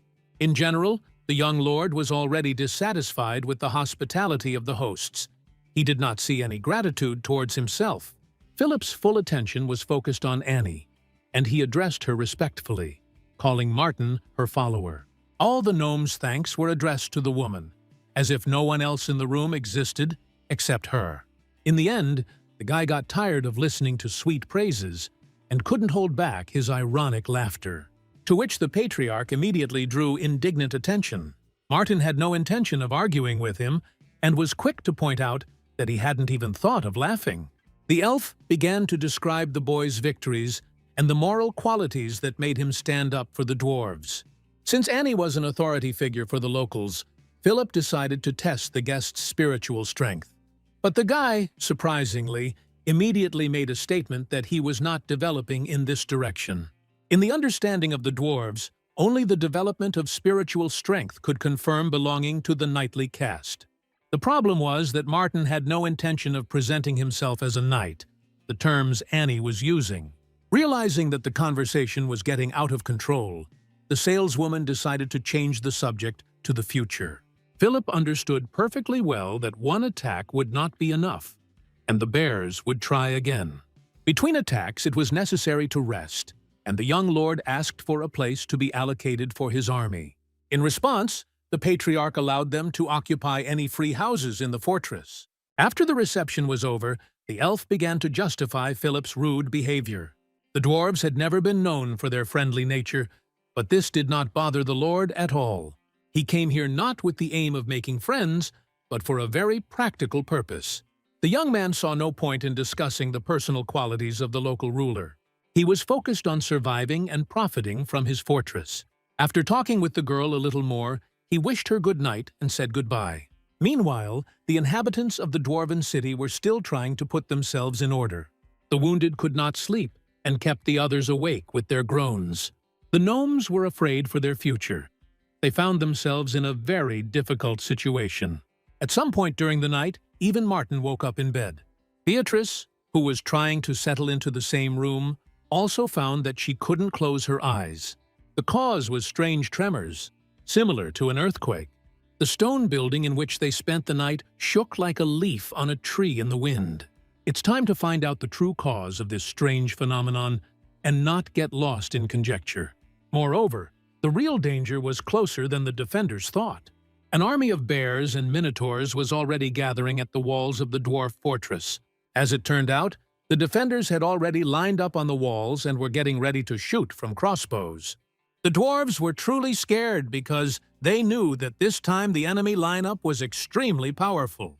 By the time it came to opening the gates and releasing the infantry, it turned out that Martin's army was already there. The young man warmly congratulated the new arrivals, who were very serious. The guy was interested in what kind of tactics his shorty colleagues were going to use against minotaurs. It turned out that the plan was to set a trap for the minotaurs, who very easily lost their heads, create unfavorable conditions for the giant creatures, and attack them in a crowd from all sides. The dwarves planned to use people as a reserve force in case of unforeseen circumstances. Among the barbarians and centaurs, this caused a wave of ridicule. They never thought that height was a disadvantage. As if to add drama to the situation, rain began to pour from the sky. The short warriors trembled like aspen leaves at the very thought of fighting bears. Their commander, Ralph, tried his best to calm the confusion among the personnel. Everyone was horrified by the idea that enraged minotaurs could destroy the fortress walls. While Martin was fascinated by the idea of capturing one of the individuals, if you put in some effort and tame the crazy giant, you could get some money for him. In their communication on this matter, neither the Lord nor Barbara concealed their intentions. The locals who heard about their plans considered the people to be completely crazy. It unexpectedly turned out that the crossbowmen had only 6 large arrows in their arsenal. It was therefore decided to enlist the support of Martin and his fiery artillery. The problem was that last time it worked because of the element of surprise. This time, the villains were expecting something similar, so all they could do was hope for coordinated work. A fierce battle began within a minute. For the first time in many years, the gnomes confronted the bears. But even that wasn't as hellishly difficult as the battle against the minotaurs. Crossbowmen from the fortress walls tried to help their people. But since there were too few arrows in the arsenal, it took a long time to aim. Ralph checked almost every trajectory. In the end, it was decided to fire one salvo with the maximum power that the dwarven fortress was capable of. The arrows shot into the sky in an instant. Some of them were actually taken from the minotaurs, and even a few were eliminated. But the rest became even more angry and focused on revenge. From the next second on, things were not easy for the dwarven infantrymen. The short warriors had no chance against the enraged, wounded monsters. Philip watched with sadness from the fortress walls as his people were destroyed. Martin also saw perfectly well that the host's plan was not working. The opponent was too difficult. The Lord decided to use the powers of Mendi and the trolls to help his allies. The little rascal, taking advantage of the moment, wanted to run away, but the attempt was in vain. This betrayal of the shaman incredibly outraged the guy, who decided that there was already a trusting relationship between them. The reasons turned out to be banal. Mendi was afraid of the power of her enemies and doubted her own strength. Martin responded by rejecting all of the girl's arguments, insisting on immediate cooperation. Philip, having heard in a conversation between his allies about the magic of bloodthirstiness, was delighted to see it used. From that moment on, the young lord promised not to take his eyes off the shaman. He wanted to work off his debt. But the order to use the bloodlust spell on the minotaurs came as a surprise to everyone. The commander-in-chief of the dwarves thought that this was some kind of mistake or slip of the tongue, and the witch herself directly noticed that the demanding lord had gone mad. Martin spoke seriously, a plan of action already firmly established in his head. So Mendi had to do what was expected of her. Further arguments were pointless. In fact, the hypothesis was that bloodlust was supposed to negate Minotaur's spell. Of course, no one could vouch for the result, but the power of madness could probably fade away. Therefore, it was possible to deal with the freaks by fighting almost on equal terms. The effect of the shaman's magic was visible to the naked eye. The horned monsters stopped, sensing the changes. At the peak moment, a powerful column of energy shot into the sky. On the battlefield, all skirmishes immediately stopped. But when lightning began to strike the ground, finding objects for improvement, everything changed. One by one, the minotaurs began to fall to their knees from the strain. The frightened gnomes did not know how to perceive such a turn of events, so they simply tried to escape in fear. When the effect of bloodthirstiness finally took hold of the individuals, they even changed somehow. It seemed that the mad robbers had become even more ferocious. The owners of the fortress considered what Martin did to be almost a crime, predicting their own death. Mendi herself still held the same thought, bursting into tears. But Martin immediately pointed out to the girl the error in her judgment. She should have watched more carefully. Increased in size and burdened by the need to vent their anger on someone, the minotaurs were on edge. At the same time, the load on the body was given as a sign. The giant bodies began to burst at the seams. The internal organs, including the heart, could not cope with such a large amount of blood load. This meant that none of the allies had to even make an effort to win. The minotaurs were destroyed by the peculiarities of their organism and the little trick of the young lord. Gradually, they fell to the ground unconscious, posing no danger to others. Barbara was amazed by the meanness and foresight of Martin's strategy. Barbarians tend to focus on physical combat and not worry about tactical maneuvers. A cunning guy once took a risk and saved many lives using a dubious hypothesis. Amazed, Philip also demanded an explanation. He could not understand that this was what victory looked like. Martin had to explain how he arrived at the logic behind applying such a solution. To be honest, the creativity and originality of his own move became the Lord's pride. The dwarves were delighted with their allies' determination. Turning the pride and superiority of the enemy into a major defeat became Martin's talent among the locals. The hero's powers of observation had never been greater than today, and he thanked himself for it. Mendy joined the gnomes in singing their praises. The girl forgot about her worries and doubts. Fear was replaced by pride in his own decision to listen to the young lord's order. But he immediately rushed to put her in her place, reminding her of her recent escape attempt. Now that the danger had passed, the boy wanted to give Mendy a lecture on responsibility.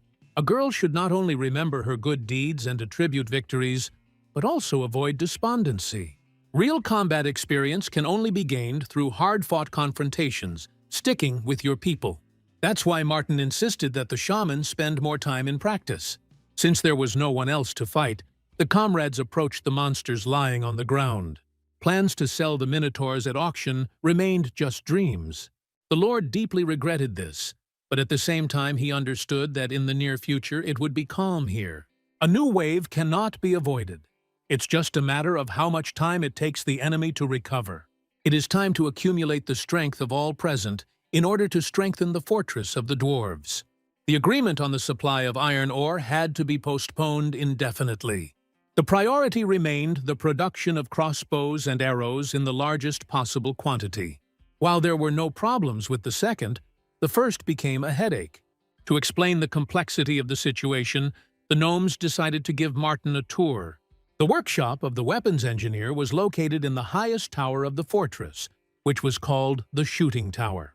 The climb up there was difficult because the entire architecture was adjusted to the height of the dwarves.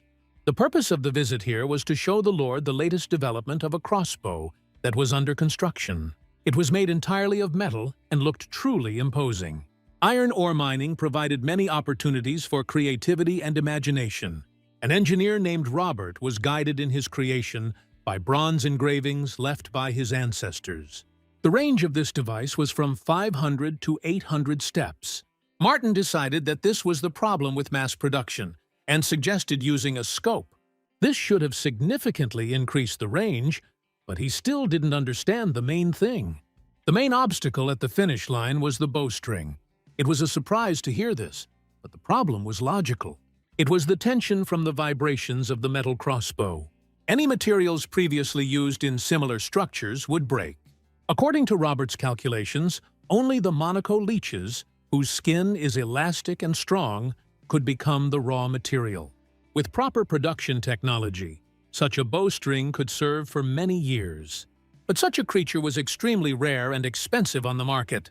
When Martin inquired about the dwarves' money, Philip decided that not all was lost. It could have happened that the Lord had several individuals in his possession. But, unfortunately, the gnome's guesses turned out to be false, which made him angry. The hero's idea was to test the Komodo dragon's life for these purposes. If you use not one, but several, and weave them together, you could get a good alternative. The guy couldn't afford such expensive purchases on his own. But Robert noticed that money was not a problem for the dwarves at all because of the sale of iron ore. And so the development of a worthy idea began. The owners of the fortress brought a huge chest of money within a few minutes. Rumors of collaboration between humans and engineers began to spread throughout the city. Martin's interference in many of the locals' life processes alarmed the latter. But no one dared to argue as long as the city benefited from cooperation. The last hope for survival must not be drowned in squabbles and arrogant mistrust. Ralph tirelessly emphasized that at this moment, there was no one stronger than Martin among them. The raw materials were soon purchased through the system, and the workshop was in full swing around the clock. At first glance, the plan seemed promising. But the fear of numerous enemies inspired opinions about the possible breakdown of equipment. During his days among the shorties, Martin realized that they didn't like to take risks at all. The crescent of defense and exhaustion were given as signs. The stress of the locals was constant. Defeat in the next battle could be the last for the fortress, and everyone experienced it while their loved ones were still alive. The young lord decided to calm Robert down in one of their conversations by telling him about a clever strategy. The reason for the bear's activity near the dwarf's walls was the successful mining of iron ore. It would have been possible to let them fight among themselves by retreating from the fossils and then defeat the one who remained. Philip immediately began to object to this. Retreat could not even be considered as an option. The gnomes were not only considered to be miners of minerals, Lake Bayou was also sacred. The young man heard such news for the first time and immediately became interested in the real reasons for the struggle. There was something else at the bottom of the lake, something so secret and hidden from everyone else. A secret that he could learn now and understand how such information could be used. Feeling that the conversation had moved to another level of trust, the young man simply asked what interested him. Obviously, Philip had no authority to divulge the most important secret of his people. Therefore, the ruler immediately summoned the heads of all links and called urgent meetings. The revelation of the secret could threaten additional dangerous problems at an already extremely difficult time. Therefore, some members of the army opposed placing too much trust in Martin. But there was another side to the coin. The brave lord had already helped them survive the bear invasion. The representatives of the Pompeian Empire made every possible effort, and without them, the fortress would have already fallen under the pressure. The first meeting was held because someone from outside wanted to enter the circle of the chosen ones. Information about the lake, although critical for the locals, could cement the friendship between the allies. But the distance could have scared the lord and diminished his enthusiasm, leaving the dwarves alone with the enemy. Eventually, despite objections from several council members, a positive decision was reached. While this was happening, Martin himself arrived at the forest clearing to watch the progress of the troll sorcerers. According to the shaman, one of those who lagged behind began to show new skills. And indeed, having apparently gathered all his strength, the giant placed his palm on the ground. And in just a second, she was covered with a green carpet of grass and white flowers. The lord did not adhere to the idea that he had just seen something outstanding. Quite the opposite. But Emma and Mandy insisted that life was full of surprises. The idea that such an ability would be useful in the future was contrary to Martin's beliefs. Therefore, while the young man was descending to the bottom of the sacred lake, the shaman began training even more persistently. He was given a deep-sea diving suit along with 2 guides. Having passed through a narrow gorge at the bottom, the lord did not even guess that he would see something like this. There was a giant titan there, chained up. The legendary creature appeared to be in some form of suspended animation. The gnomes and Martin looked like tiny grains of sand against his background. Now the boy realized how inventive his new allies were. Fossil metals were not as important as what was hidden beneath the water. The demonstration of the titan itself did not end there. The owners of the lake swam closer to the head, and only one of them touched the giant, who immediately opened his eyes. It turned out that the state of hibernation could quickly change, depending on the sensation of the presence of strangers. No one had the goal of teasing the monster, so the excursion was quickly concluded. After removing the spacesuit from his head, Martin, without hiding his feelings, declared that he was surprised. The dwarves also came into contact with this creature only after mining ore at the bottom of the lake. And they honestly admitted this, which interested the lord, who did not understand the reasons for such guardianship over the fate of the find. The answer turned out to be simple. At the bottom was the ancestor of the gnome clan, a sacred being of the people. Martin was shocked by this information, given the size of his interlocutors. One could argue with such statements if it weren't for the obvious facts. The approaching offspring always activated the giant. He felt the presence of his own blood. Even now, as they stood on the shore, the giant's eyes glowed red. Therefore, all the people who were in the fortress did not want to even think about the possible surrender of the sacred lake. The legendary creature was considered the most powerful on Earth and surpassed dragons in size. In the chaotic world of that time, this made the Titans equal to gods, with no one being able to match them in power. Any sorcerers and shamans could not compete with the magic of creating real rulers of the planet. But time has always remained inexorable to everyone, even to powerful giants. One by one, gradually, the demigods began to disappear, leaving behind the world in chaos. Therefore, such a discovery at the bottom of the lake caused a great stir among the inhabitants of the fortress. Relocating the ancestor was not considered an option after it was realized that it was connected to the deposits. At least, that's what the dwarves themselves claimed, although Martin himself didn't trust such evidence. Philip insisted that his ancestor had looked different before. The light in his eyes gradually faded in direct proportion to the extraction of iron ore around him. Having realized that titanium energy depended on fossil fuels, it was decided to stop developing the industry. Fortunately, this was not the giant's only source of food, because then the dwarves would have been in trouble. His soul energy was fueled by the full moon. On these nights, the light of his eyes was even stronger than in the beginning. This prompted descendants to search for ways out of the stalemate. The dwarves were not willing to give up trying to protect the Titan until they had absorbed it and entered into its power. So far, all the attempts described in the ancient books have not borne any fruit, despite the efforts. Tomorrow night was supposed to be the next full moon, during which the spell was planned to be cast. Martin listened to the story attentively, in complete silence. Now everything fell into place.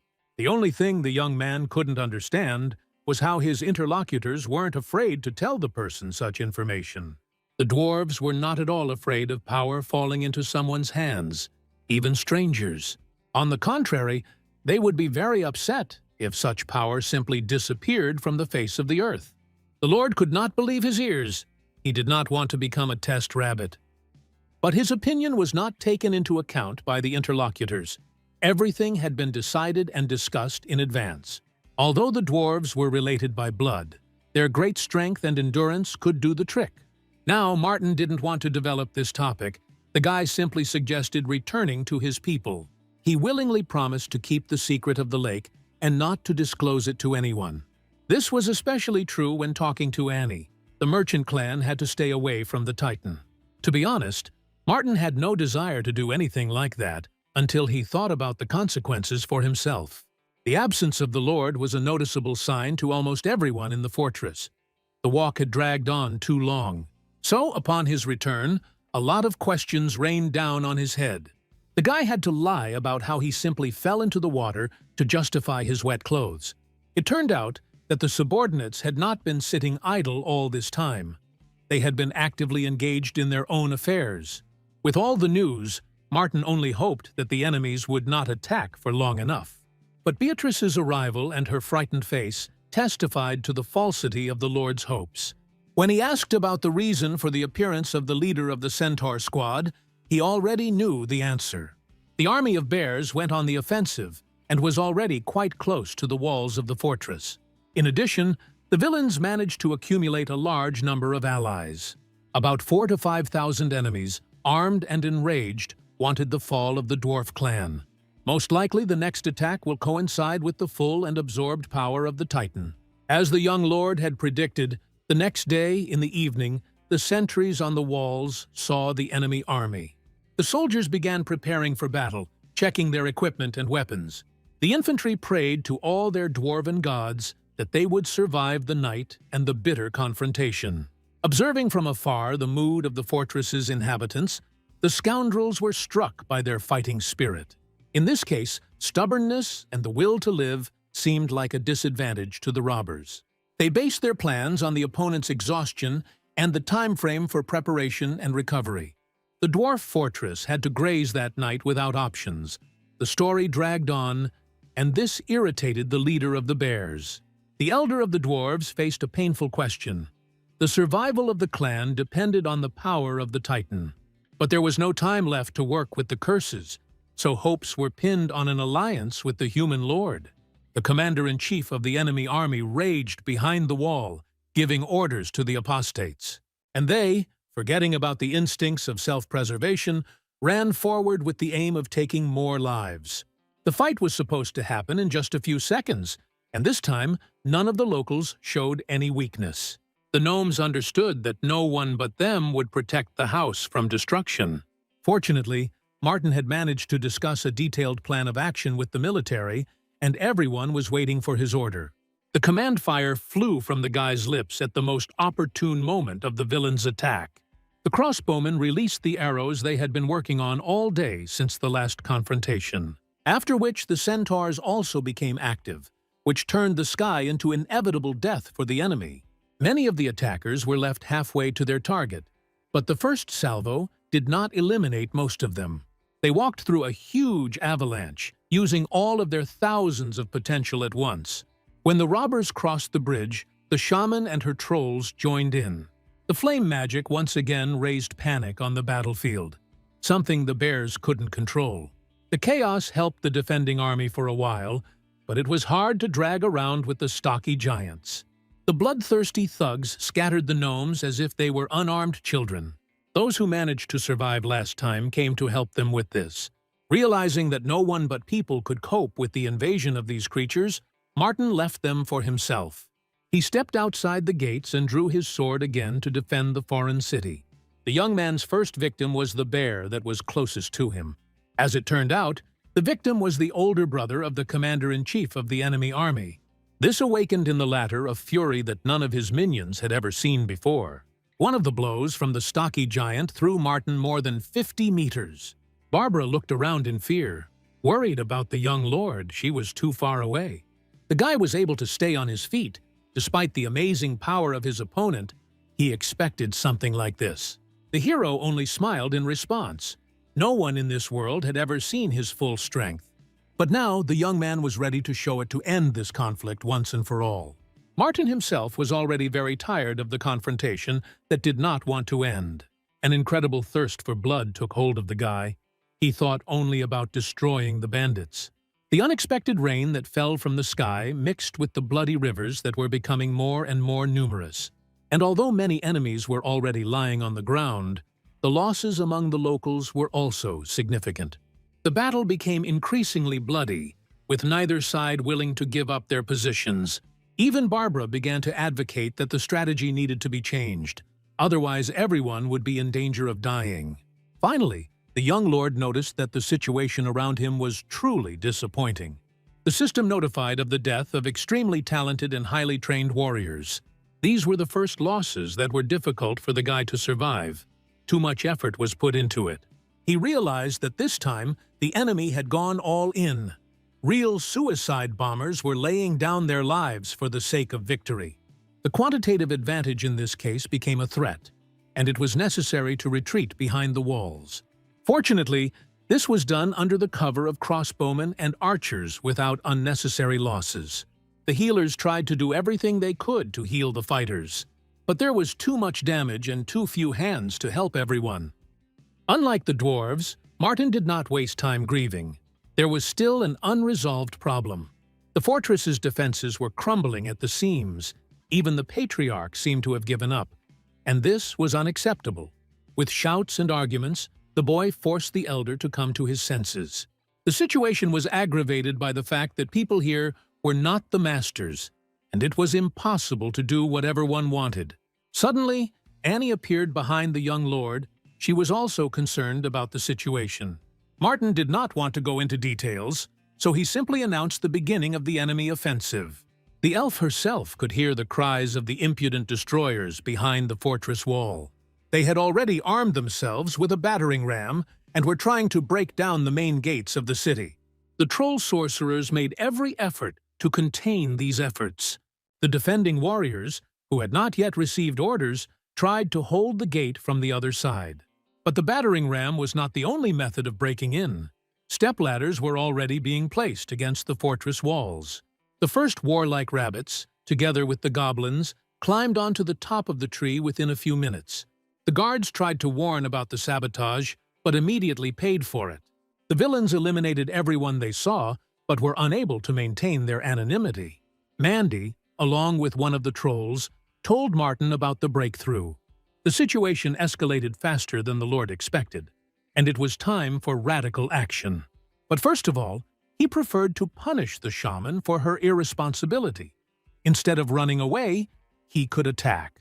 but in response, she began to refer to the raindrops, which neutralized the fiery magic. The conversation was short-lived, because the city's main gates could not withstand the pressure of the enraged bears. Even Barbara at this point realized that any efforts to protect the fortress were doomed to failure. Bloodthirsty monsters entered one after another, with the aim of destroying all living things. The Lord was not going to give up. He wanted to find out what resources he could still operate with. There were less than 100 dwarf defenders left who were capable of fighting. The ratio of defenders to enemies was also generally 1 to 100, in the hope of victory. From the guy's point of view, if the separation was approached correctly, there was still a chance. So he ordered everyone who was nearby to act in a coordinated manner. The barbarians ran forward after their leader. They had no doubts, relying on his foresight. There was no need to look for enemies. They seemed to run into our hands. All that was left was to quickly chop them down with a sword, giving them no chance of survival. Soon the young lord was consumed by routine monotony. The commander-in-chief of the bears, finding him in the crowd, ordered everyone to destroy the salt first. A squad of the strongest bandits headed towards Martin. They were not going to attack one by one. Having noticed the insidious attack in time, the guy decided to quickly regroup. He accumulated energy into the weapon, creating a blue vortex that was pierced by lightning. The young man directed all this power against his enemies. The roasted villains pleased Barbara with their appearance and motivated the other allies. Martin, meanwhile, continued to advance beyond the fortress walls. The gnomes failed to meet with the bear representatives again. The bloodthirsty bandits enjoyed tormenting the lesser ones. The barbarians were the first to notice that the owners of the fortress needed help, and urgently. Of course, the young lord could not physically be in two places at once, but fortunately, he had a magical squad. Mendy was tasked with activating the bloodlust. The girl immediately began to cast spells, gathering all her strength and will into a fist. She cast magic not on the army of enemies, but on her own. This time, not a single villain escaped participation in the death parade. Fueled by a thirst for destruction and murder, the defenders could barely hold on until they heard the order. But when the Lord shouted that he was giving them free rein to destroy the enemy, the brothers rushed to the attack. The robbers, seeing the lively activity, were at first even happy. But the enthusiasm disappeared when all efforts proved futile against the bloodthirstiness of the gnomes. The little warriors literally broke their opponents' weapons with one blow. Obsessed with killing, they turned into invincible stormtroopers, forgetting about fear. Now, nothing could stop the defenders from punishing the ruthless killers for their crime. With the help of a single life hack, the use of magic, the situation on the battlefield changed. Everyone noticed this, even the commander-in-chief of the bear robbers. The advantage of the defenders was unacceptable, so he ordered all those who were still holding back to go on the offensive. For the first time, representatives of the warlike sheep went to the coming. They were considered the ruler's personal guard. Martin was closely following the course of action, so he immediately decided to activate the troll. The newly minted sorcerer decided to use the magic of the earth. Giant roots began to break through the ground, turning into an impassable barrier. The path to the fortress was blocked in less than 10 seconds. The discontent of the greatest scoundrel grew, but he was not going to retreat. Due to his thirst for revenge and thirst, the bear found himself blocked and cut off from the main forces. Martin immediately decided to take advantage of this by using the invisibility technique of one of the trolls. Only such a sorcerer could cross the new frontier without problems with the Lord on his shoulders. Now no one could help the enemy to protect himself from the hero's fury. This moment was inevitable, and both understood that there was no point in avoiding it. Martin drew his sword, promising to take his opponent's life. The bear man didn't even have time to squint before he was wounded in the stomach. A huge surprise led to catastrophic results. Now the enemy army was left headless. The hodgepodge of different bandit clans has stopped at the moment. No one could understand how such a terrible event could happen. Without the king, no one knew what to do. The result was as expected by the Lord. Like all the invaders, beheaded, these ones began to run away in all directions. This act further motivated the army of defenders, who sought to catch up with the prey and punish it. And many warriors succeeded in this. No one neglected to attack from behind. Martin understood. This was what victory looked like. The rats escaping from the sinking ship. All possible approaches to the fortress were gradually cleared of the invasion. When the full moon rose in the sky, there was no longer any hint of military clashes. In the fortress, everyone was busy only treating the wounded and pulling themselves together. The alliance of Lord Martin and the dwarves, at the cost of their own blood, protected the city and the Titan at the bottom of the lake. The hero received a lot of upgrades and rewards from the system. The battle turned out to be fruitful. Those members of his army who managed to survive also increased their stats, even the shaman. The analysis of the new data was interrupted by the appearance of the patriarch of the gnomes, dressed in a festive dress. In all this turmoil, the guy had already forgotten about an important local event, the casting of a spell. The ceremony of emulating the power of the Titan could not be postponed, given the unstable situation. The young man looked at the sky. He himself was interested in whether what was planned would work out. The strongest warriors who managed to survive the battle volunteered to take part in the ritual. Today's powerful full moon, the only one in a century, gave the patriarch hope for success. One by one, the dwarves entered the quiet waters of the lake, which looked red through the Titan's eyes. Martin decided to keep them company. It was not every day that one could see the sacred ritual. With spacesuits on their heads, all the participants descended to the bottom together. Once they reached the giant, the gnomes immediately began activating the spell.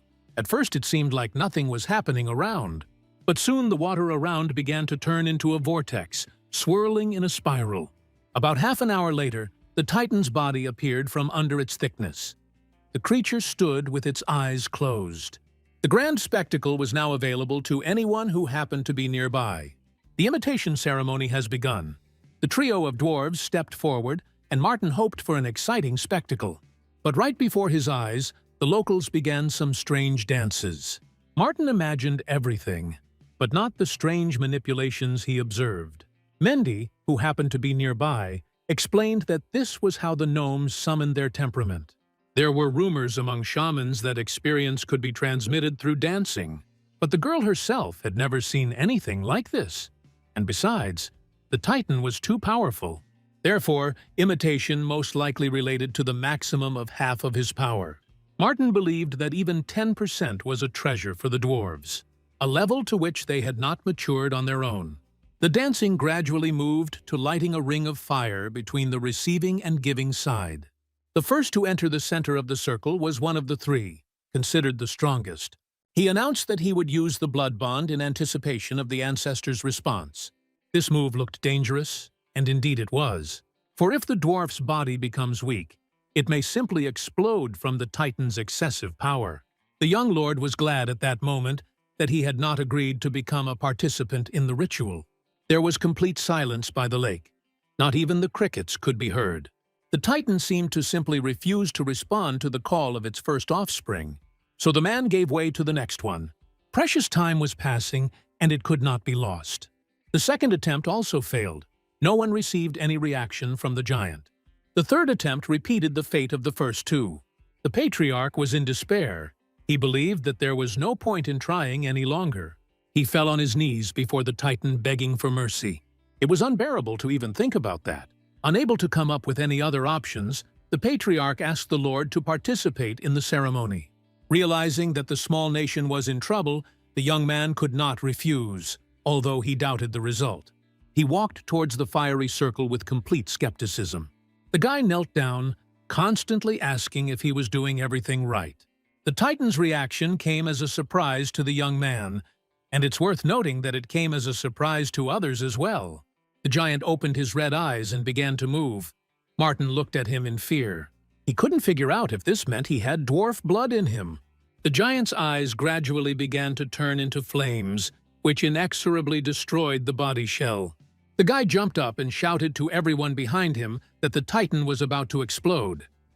The amazed gnomes froze in place, unable to take their eyes off the picture that opened up before them. It was as if some incomprehensible creature was being born in the eye of the demigod. The creation was microscopic compared to the giant host. When the process was complete, it remained sitting in the half-destroyed pupil. Something between a dog and a kitten made pitiful sounds in its own incomprehensible language. It was surprising to watch what was called a rebirth. The Lord expected something else. Unlike the guy, the gnomes admired and worried about the creature, which they immediately took for a descendant. The reaction of the locals at some point touched even the hero's icy heart. The creature decided to go down and did it surprisingly dexterously. Such skills further aroused the delight of the gnomes, and they could not take their eyes off their relative. Gradually, the general outlines were supplemented with details that made the little doll cute. No one understood where exactly he was going, but the newborn moved quickly. In one leap, covering an incredible distance, the little titan landed on the finger of one of the trolls. Both creatures seemed to be delighted with each other, seeing an invisible connection. The idyll was interrupted by Martin's hand grabbing the newborn. The guy wanted to take a closer look at the creature, and it turned out that the baby's structure resembled a flying squirrel. The dwarves immediately surrounded the Lord, annoying him with their desire to touch the new god.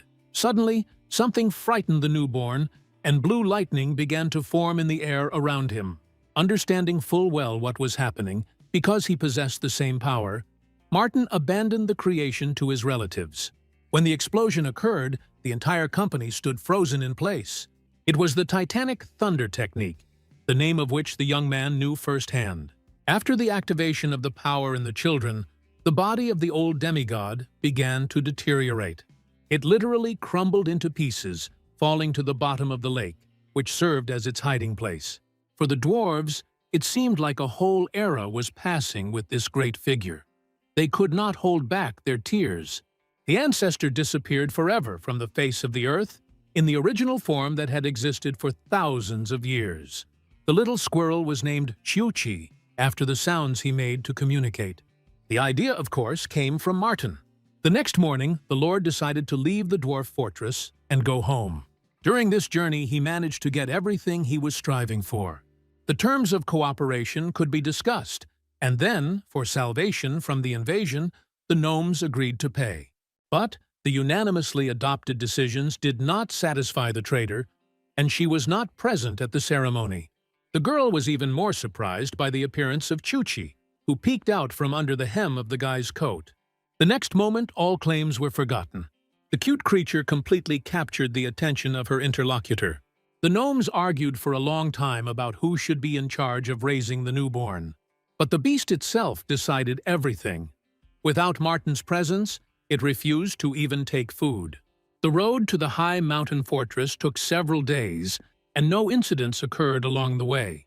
After saying goodbye to the Lord, Annie went to the guild with the intention of starting to establish trade relations. Things didn't turn out as expected. Oswald and his retinue from the capital arrived in the city ahead of the girl. Rumors of the young man's valor reached the ruler, and the unexpected popularity of the exile was a little frightening. The man wanted to make sure that he did not pose a threat. Bowing as low as his pride would allow, Martin pondered the reasons. The prospect of getting into another mess at such an inopportune time strained the guy's entire being.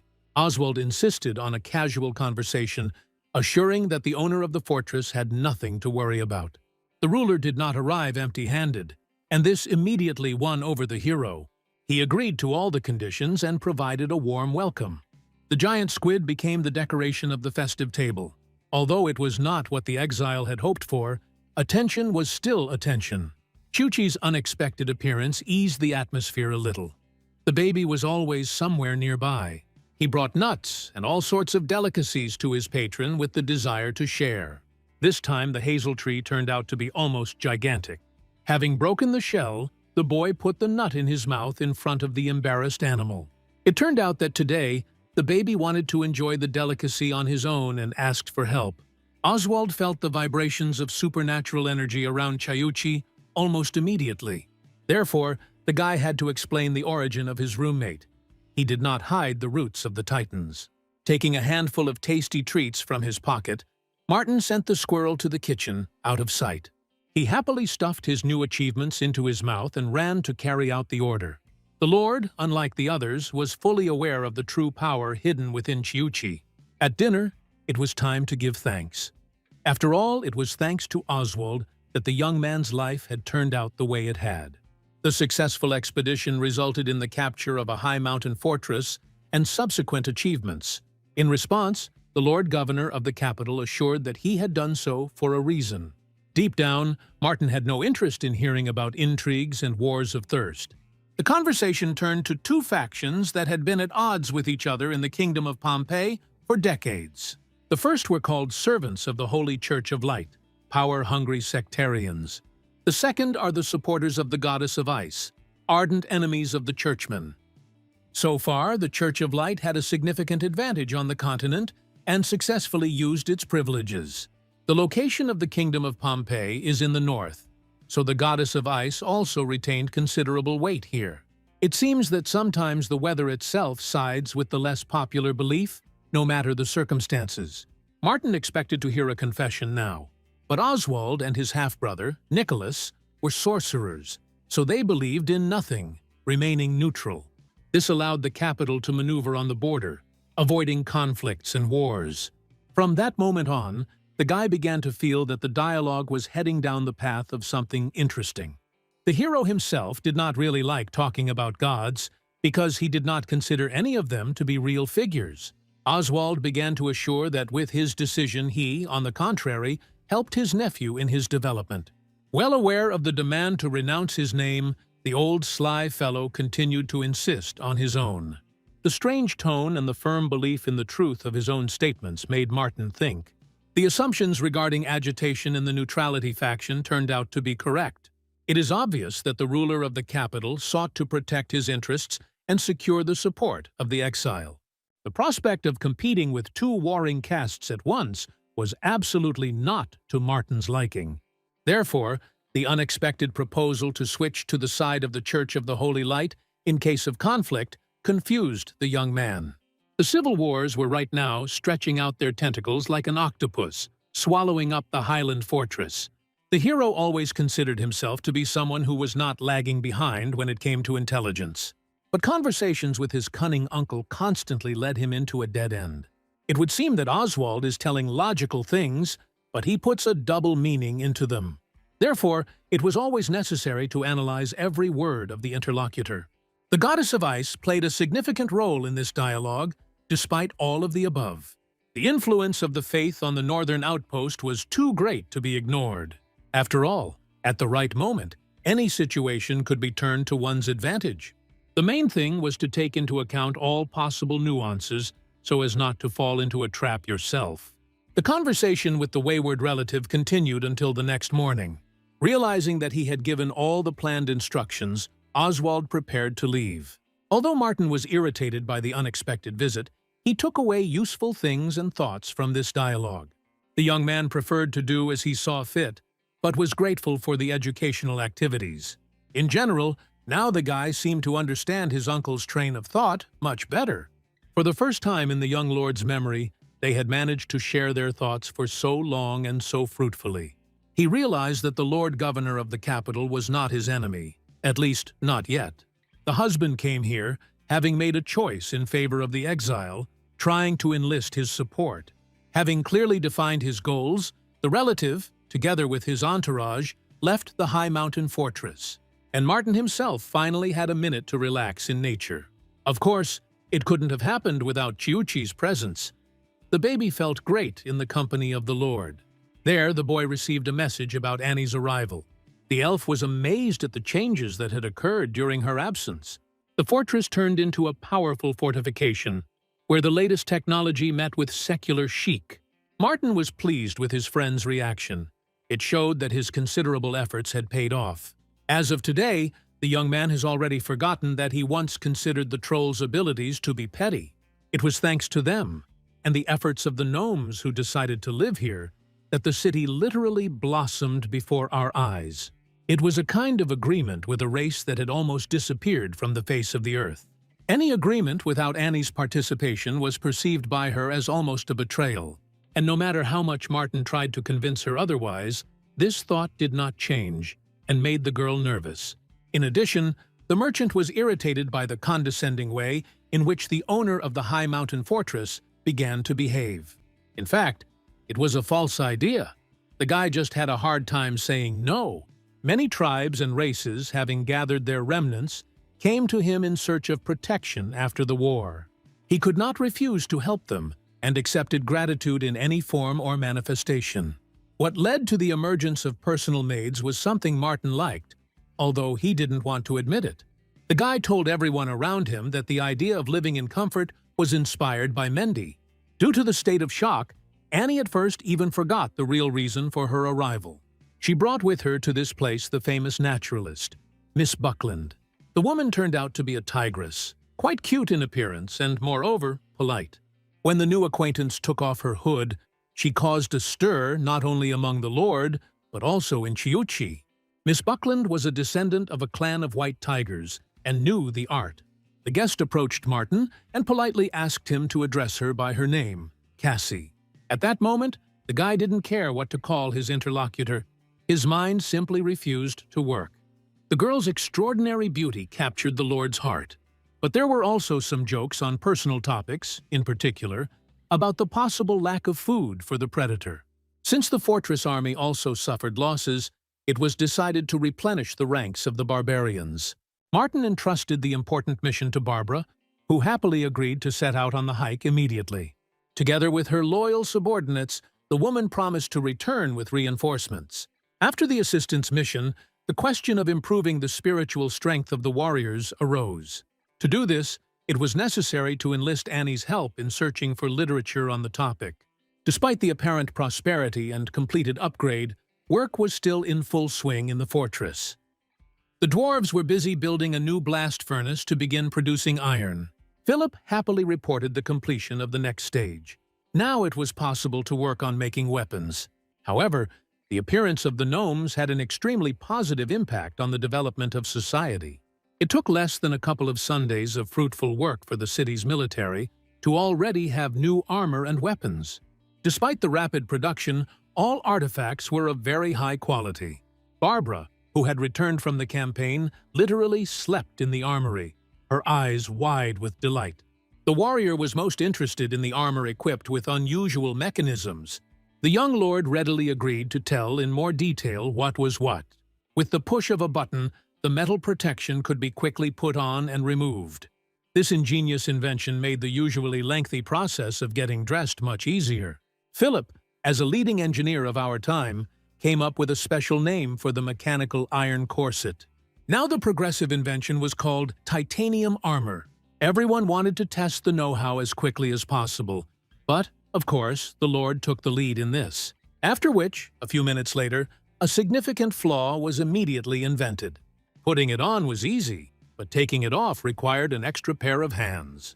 It was Robert who acknowledged some design flaws, but did not focus on them. The presentation was interrupted by the appearance of one of the maids, who reported on the visit of people. These visitors were not at the high mountain fortress for the first time. Although the reason for their arrival was unclear, everyone immediately noticed that each individual had a weapon. It looked like the lizards were preparing to attack someone, and were using the fortress as a refuge. This affected the local fame of those involved in unworthy acts. Therefore, Barbara was asked to arrest the offenders until all the circumstances were clarified. Cassie also decided to voice her opinion. The girl believed that the path of the lizard people lies in the capital. It turned out that Emperor Pompey had been creating a separate army for many years.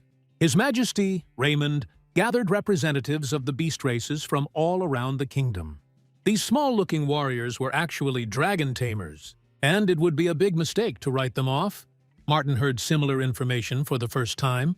Of course, we were not talking about real flying monsters, but about the dragons of the lands of Sigair.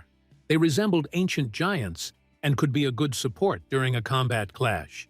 From birth, such creatures were special. They were born together with lizards in the same cocoon.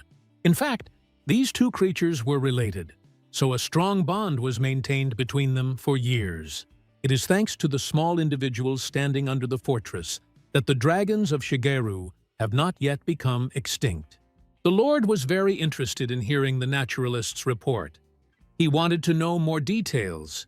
It turned out that the spirits of the lands were somewhat smaller than the creature, the carrier of Martin himself.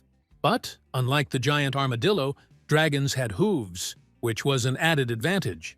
Cassie's arguments changed the guy's mind completely.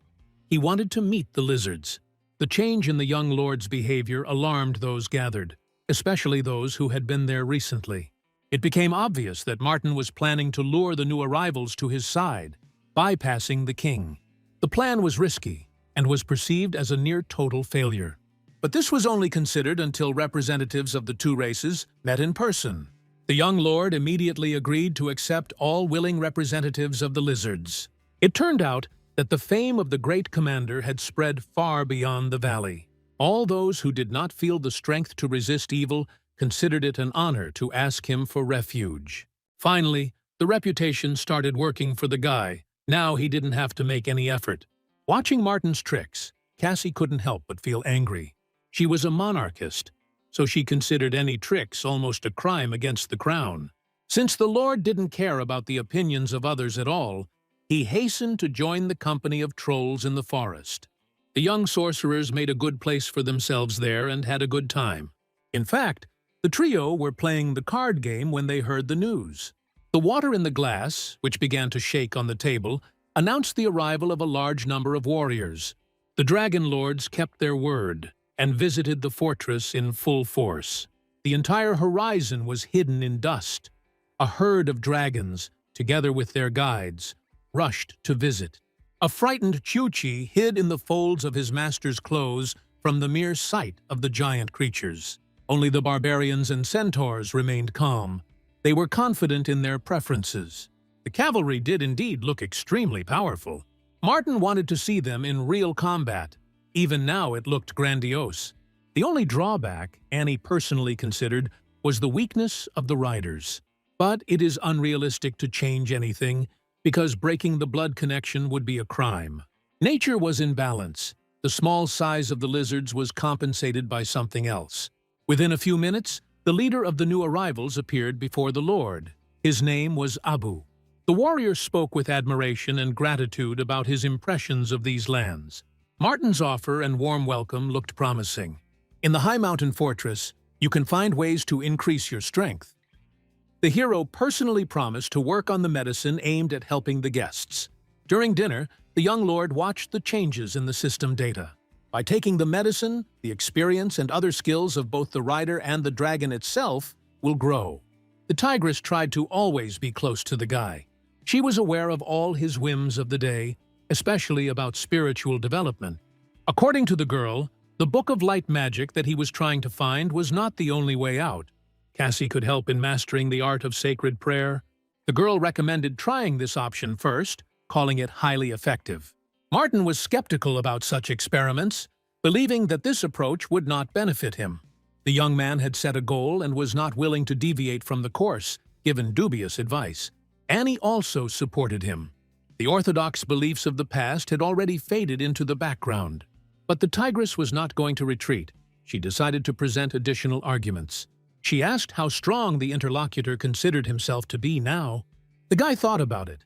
He hadn't analyzed his abilities for a long time and didn't know what they really were.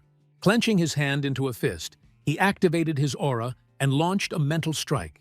This movement extinguished the candle burning in the middle of the table. The power seemed to be around 2 tons.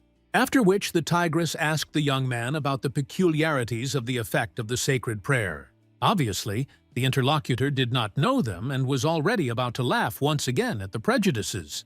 It turned out that this technique helped to increase strength in a non-chaotic manner, and it is directly proportional to the talents and parameters of the wearer. The strong became even stronger, and the weak even weaker. In addition, the practicing warrior's immunity to dark magic increased. The details of the prayer were written on a papyrus that the girl always carried with her, and now she was giving it to the young lord to get acquainted with. It turns out that the sacred ritual was invented by a famous battle mage named Nathan. He lived in an era of great elemental overflow, 3,000 years ago, when witchcraft was difficult. Thanks to the technique he invented, the man achieved unprecedented success in both dark and light magic. From the point of view of logical thinking, this was considered unrealistic. and Cassie did not insist on the authenticity of such rumors and legends. But after a detailed discussion, Martin was willing to try something new. The tigress's awareness and intellectual potential attracted the guy. He agreed to her appointment as governor of the fortress. Such a position could allow the girl to fully develop the corner that the young man sought to call home. Both interlocutors got what they wanted from this dialogue. Cassie wanted to move from talk to action, to put all her plans into action. She felt absolutely happy, like never before. By evening, Martin, in his room, began to study Nathan's manuscript in more detail. The prayer had 5 levels of energy, which were pumped gradually. They were called the Spell of Dawn, Star Twinkle, Moonlight, Sunlight, and Daylight. The lowest level was considered to be the Dawn spell, the effect of which lasted only half an hour. Each advancement to the next rank increased the duration and percentage of increase in the trainee's strength. The impatient guy got tired of studying theory and decided to move on to practice. Surprisingly, I managed to master the elementary, the weakest level, extremely quickly, and much faster than was noted in the practical lesson, which spoke about a month of life. Martin certainly didn't imagine it. He felt warmth spreading through his heart and strength through his veins. The quick result assured the guy that the method was effective and worthy of attention. But before the rest, the Lord decided to postpone his own practice due to the analysis of the successes of his army. What the young man saw in the system literally knocked the ground out from under his feet. The system turned out to be extremely sensitive to changes, even those that occurred just seconds before. The art of sacred prayer was enshrined in personal data with an indication of the first level of following. This skill could be upgraded with unallocated points at any time. Luckily, the guy had had a little over half a dozen of these for quite some time.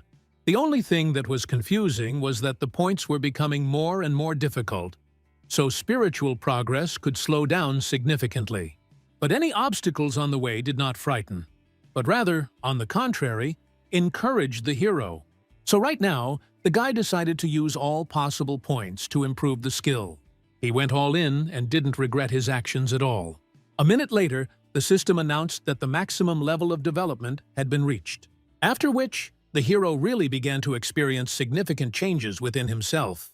The guy felt his heart as if it were a small, powerful sun generating energy. The power of light surrounded everything around. Its might was now beyond any doubt.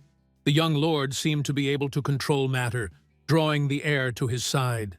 In addition to physical progress, mental awakening can be observed. The guy felt like an alchemist who had control over the secrets of the nature of things and the possibility of changing them. The hero mentally thanked Cassie for the path she had suggested, which he would not have taken on his own.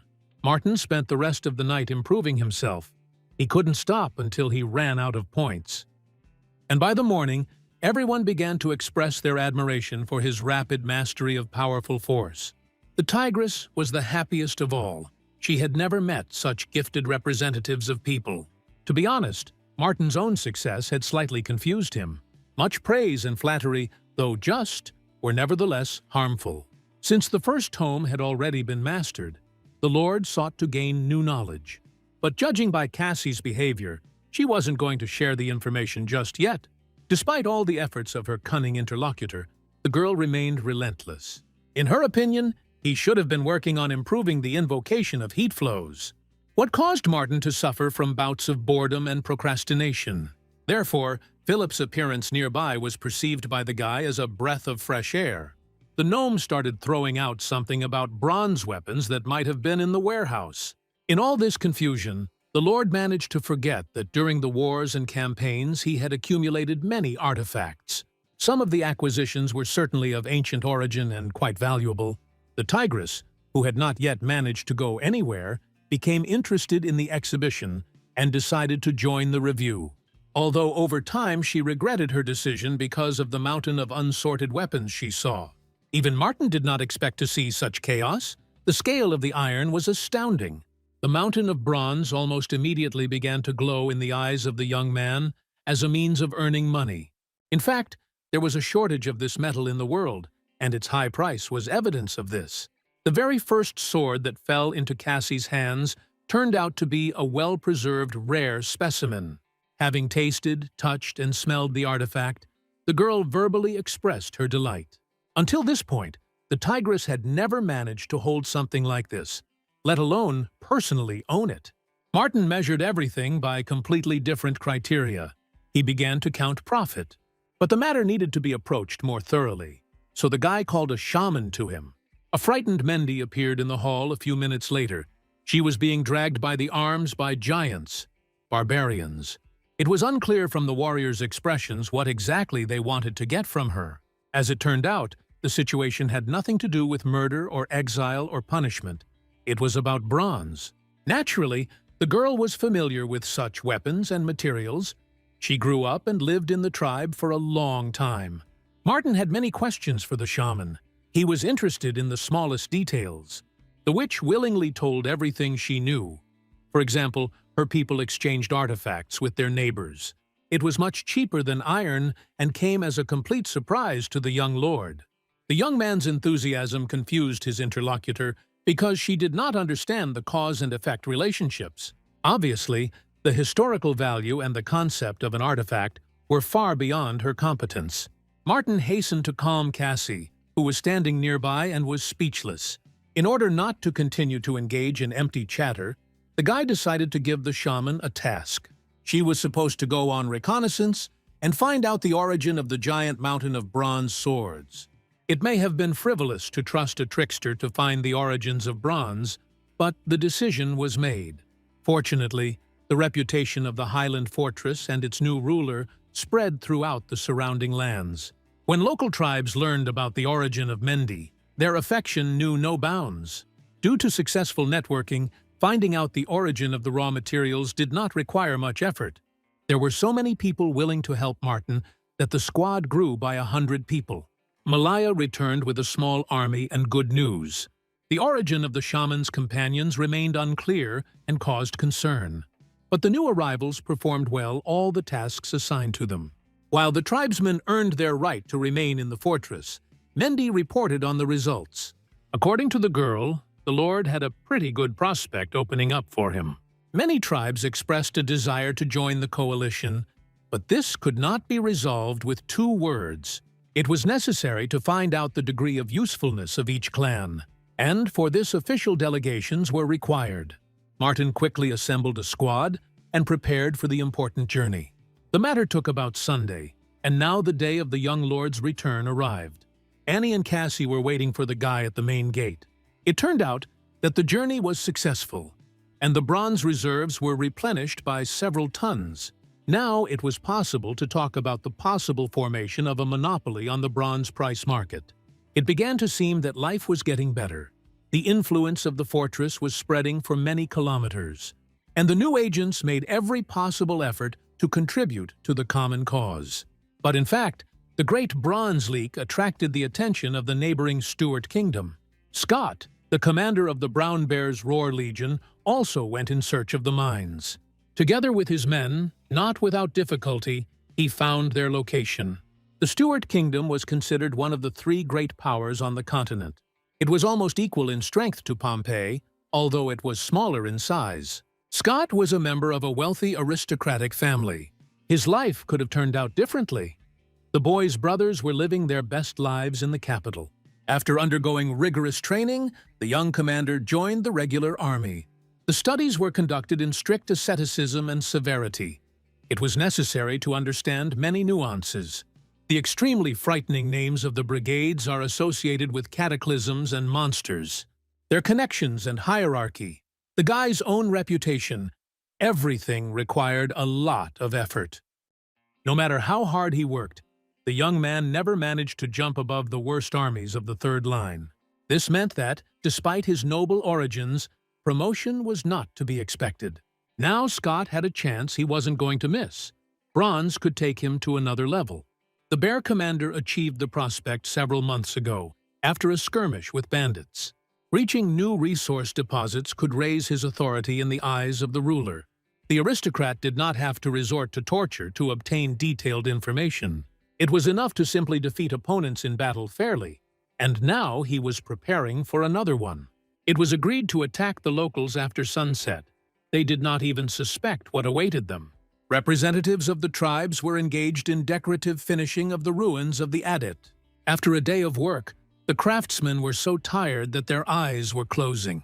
Therefore, an agreement was reached to complete the collective work tomorrow. Everyday conversations and everyday clarification of relationships.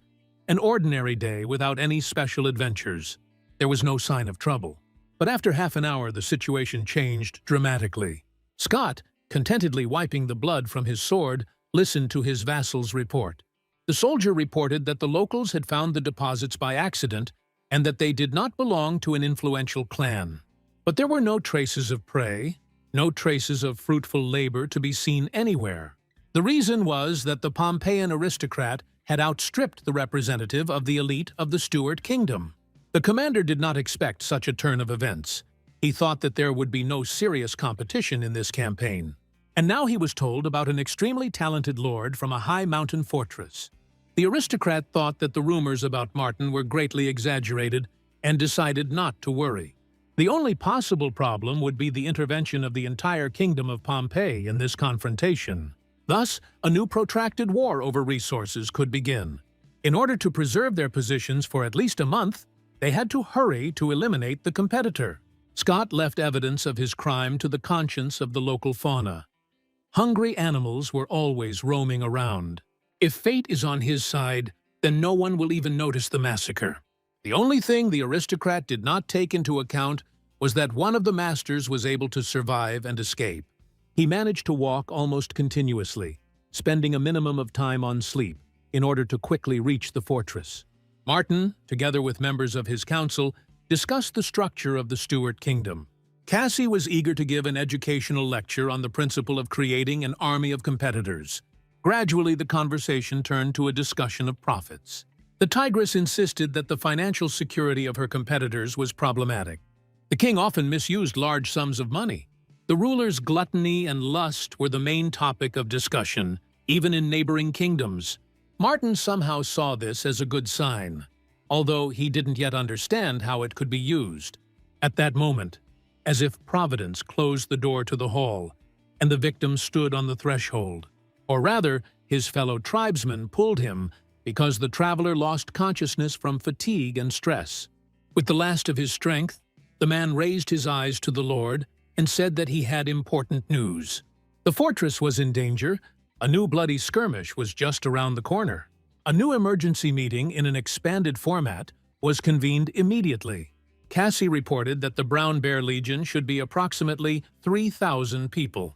Despite the large number of soldiers, the girl believes that the situation was not worth worrying about. The main thing for Martin was to understand the possible composition of the enemy units, whether they had magicians. It was the sorcerers who represented the main danger, provided protection, and significantly strengthened the position. The guy still couldn't fully trust Mendy and the trolls. They were like three unreliable dumbasses. The only thing left to hope for is that the presence of high-ranking mages is not necessary in times of war. They were a great rarity, and in the relatively peaceful period such representatives were usually protected. Annie also adhered to this theory. Like all traders, she appealed to rumors and observations. It was not safe to rely on such unreliable evidence, but still, the elf's respectable age and her wisdom had to be taken into account. After all, the fortress's inhabitants had many good warriors to work with. It was necessary to develop a strategy that suited the situation, as in the case of the bears. This night promised to be long and productive, although the Lord had no opinions at all in his head. The only thing the guy could proclaim was a fiery speech about destroying the enemy once and for all.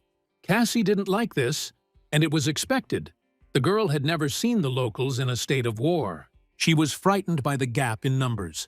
600 warriors against 3,000. What was even more disturbing was the crazy reaction of Annie and Martin, who were simply discussing future profits. All that remained was to discuss the possible need to ask for help in the capital of Pompeii. The elf was not against it, but the young lord considered it inappropriate, a stain on his reputation. There were more than 2 Sundays left before the arrival of the enemies, and in that time it was possible to work on preparations. The first thing that could be done was to use the local landscape to one's advantage. Martin decided to fight the battle in the east, and for this purpose a fake Lord's Hall was built there.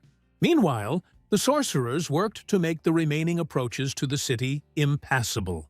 After 20 days of intensive work, the opponents entered into their first confrontation. The scouts of the Stuart Kingdom were destroyed by a squad of centaurs. Apparently humans are no match for half-horses. Although it seemed that in the situation that happened, not everything was so simple and there was a catch, no excesses occurred. All that remained was to expect the heavy cavalry, which was bound to be somewhere close to the laws of war. The guy was amazed by the extraordinary slowness of Scott and his men. He expected more. Several dozen kilometers away, the head of the Bear Legion was also receiving a report on the results of the sortie. He only smiled in response to the news of the destruction of the scouts by the centaurs. Having placed all his hopes on the main army, Scott had already lost his enthusiasm 2 days later. Unfortunately, they decided to move through impassable fields, through the efforts of magicians. The heavy cavalry simply sank into the tall grass, but moving without it would have been suicide. The road to the fortress cost the attackers a lot of nerves, and the wait cost Martin a lot of nerves. Finally, the enemy arrived, and the young lord prepared for a mad battle. But when he looked at his opponents, the ardor evaporated. In front of him were exhausted soldiers. The military's ammunition was also striking in its poverty. Even the horses were poorly protected. Their chests were reinforced, and their rears were completely bare. The guy took it as a personal disrespect to himself. He was simply not taken seriously. Now he wanted to kick Scott's ass just because of his attitude towards military campaigns. In turn, the head of the Legion of Bears studied the power of the defenders, the masters of this land. With regret, the aristocrat realized that he had greatly underestimated the enemy. In addition, the surrounding landscape conditions were also extremely difficult.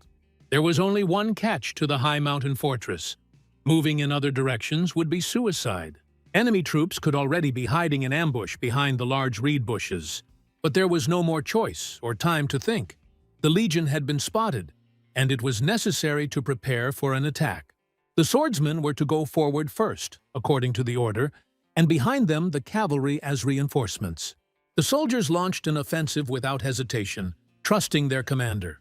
Under the cover of archers, motivating each other, despite the difficult conditions, they went forward. Under the fortress walls, the first arrows hit the shields and bodies of the defenders.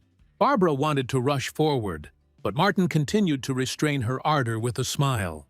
Each of the commanders was confident of his superiority. In Scott's experience, there were no losses, and the young lord relied on his ingenuity and the strong shoulder of his comrades who defended him. Beatrice and the centaurs did not put up much resistance and did not shoot down their opponents with arrows. It was necessary to let the infantry move closer. The defenders were counting the yards, and when there were about 20 between the opponents, Martin finally gave the order to attack. The barbarians, whose hands had been itching for months, could finally let off steam. The terrified foot soldiers of the Bear Legion watched as the herd of huge men rushed towards them. It was completely unclear where they came from, like a bolt from the blue. Scott knew this could be the first sign of failure and he couldn't allow it. Therefore, he immediately ordered the heavy cavalry to advance to assist the infantry. It was thoughtless and hasty, but no one argued with the commander or violated subordination. Now the aristocrat relied only on quantitative superiority. Despite the clear defeat of the scouts, the man thought that this time everything would turn out differently. A fierce massacre began. The barbarians took their souls out. No matter how skilled a swordsman the opponent was, he always ended his life at the hands of the defender. The centaurs, seeing the danger in the enemy's reinforcements, also entered into confrontation. It was necessary to strengthen our flanks and not allow the barbarians to be crushed. The attackers did not take into account many things, especially the randomness of the altered landscape. After just a couple of minutes, strange sounds began to be heard in the tall reeds. Surprised, Scott and his assistant turned their heads in that direction. To their surprise, they no longer saw just bushes, but an army of dragons in front of them. During this time, Martin created fortified structures for the riders, securing the weak link in the equation. Luckily, The enemies stopped at a short distance, so they didn't have time to avoid the collision. The frightened cavalrymen tried to calm their horses as best they could, but everything was in vain.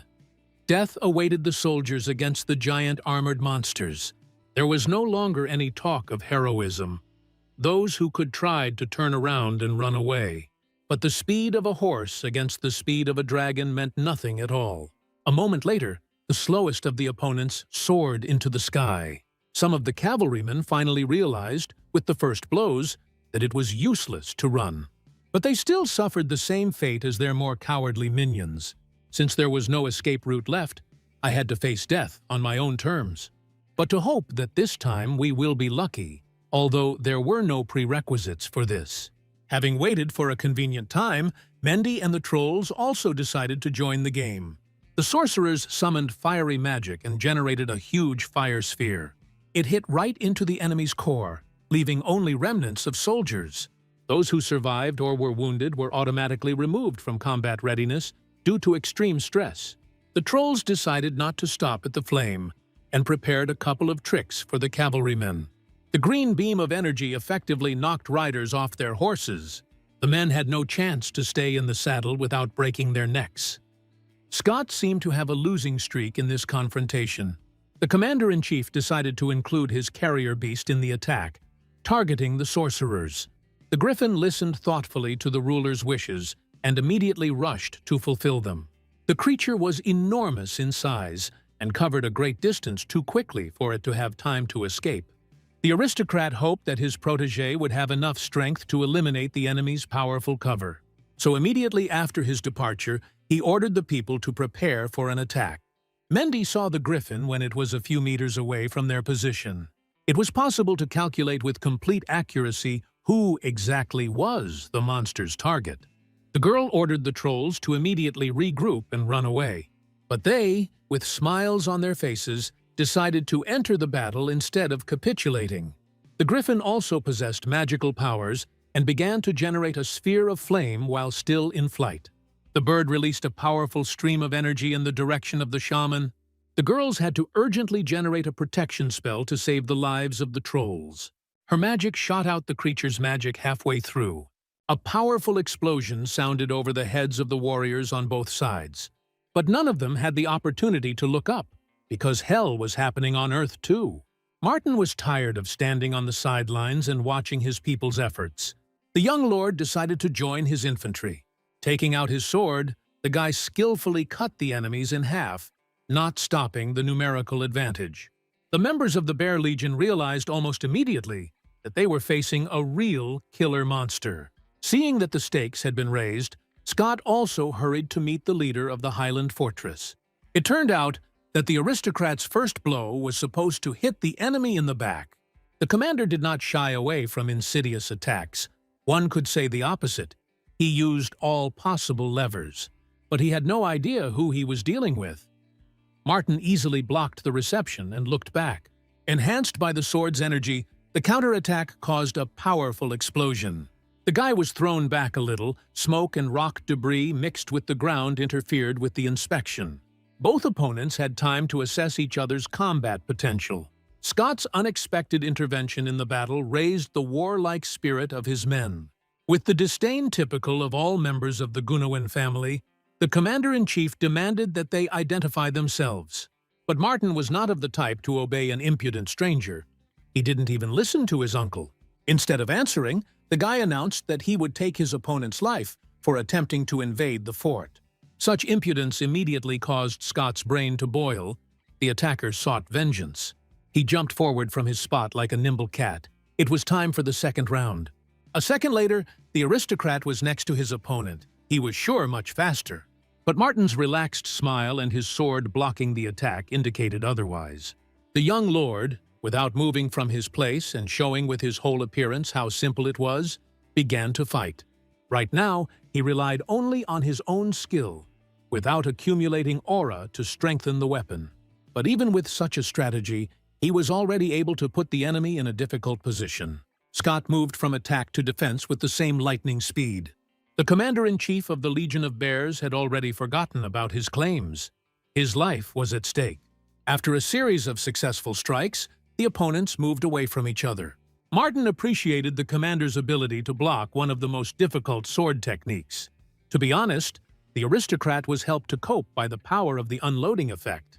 Without her, it would be impossible to withstand the opponent's insane pressure. When Scott's men rushed to help the ruler, he only smiled. Those who were watching the duel began to actively support their own, which showed their unworthy behavior.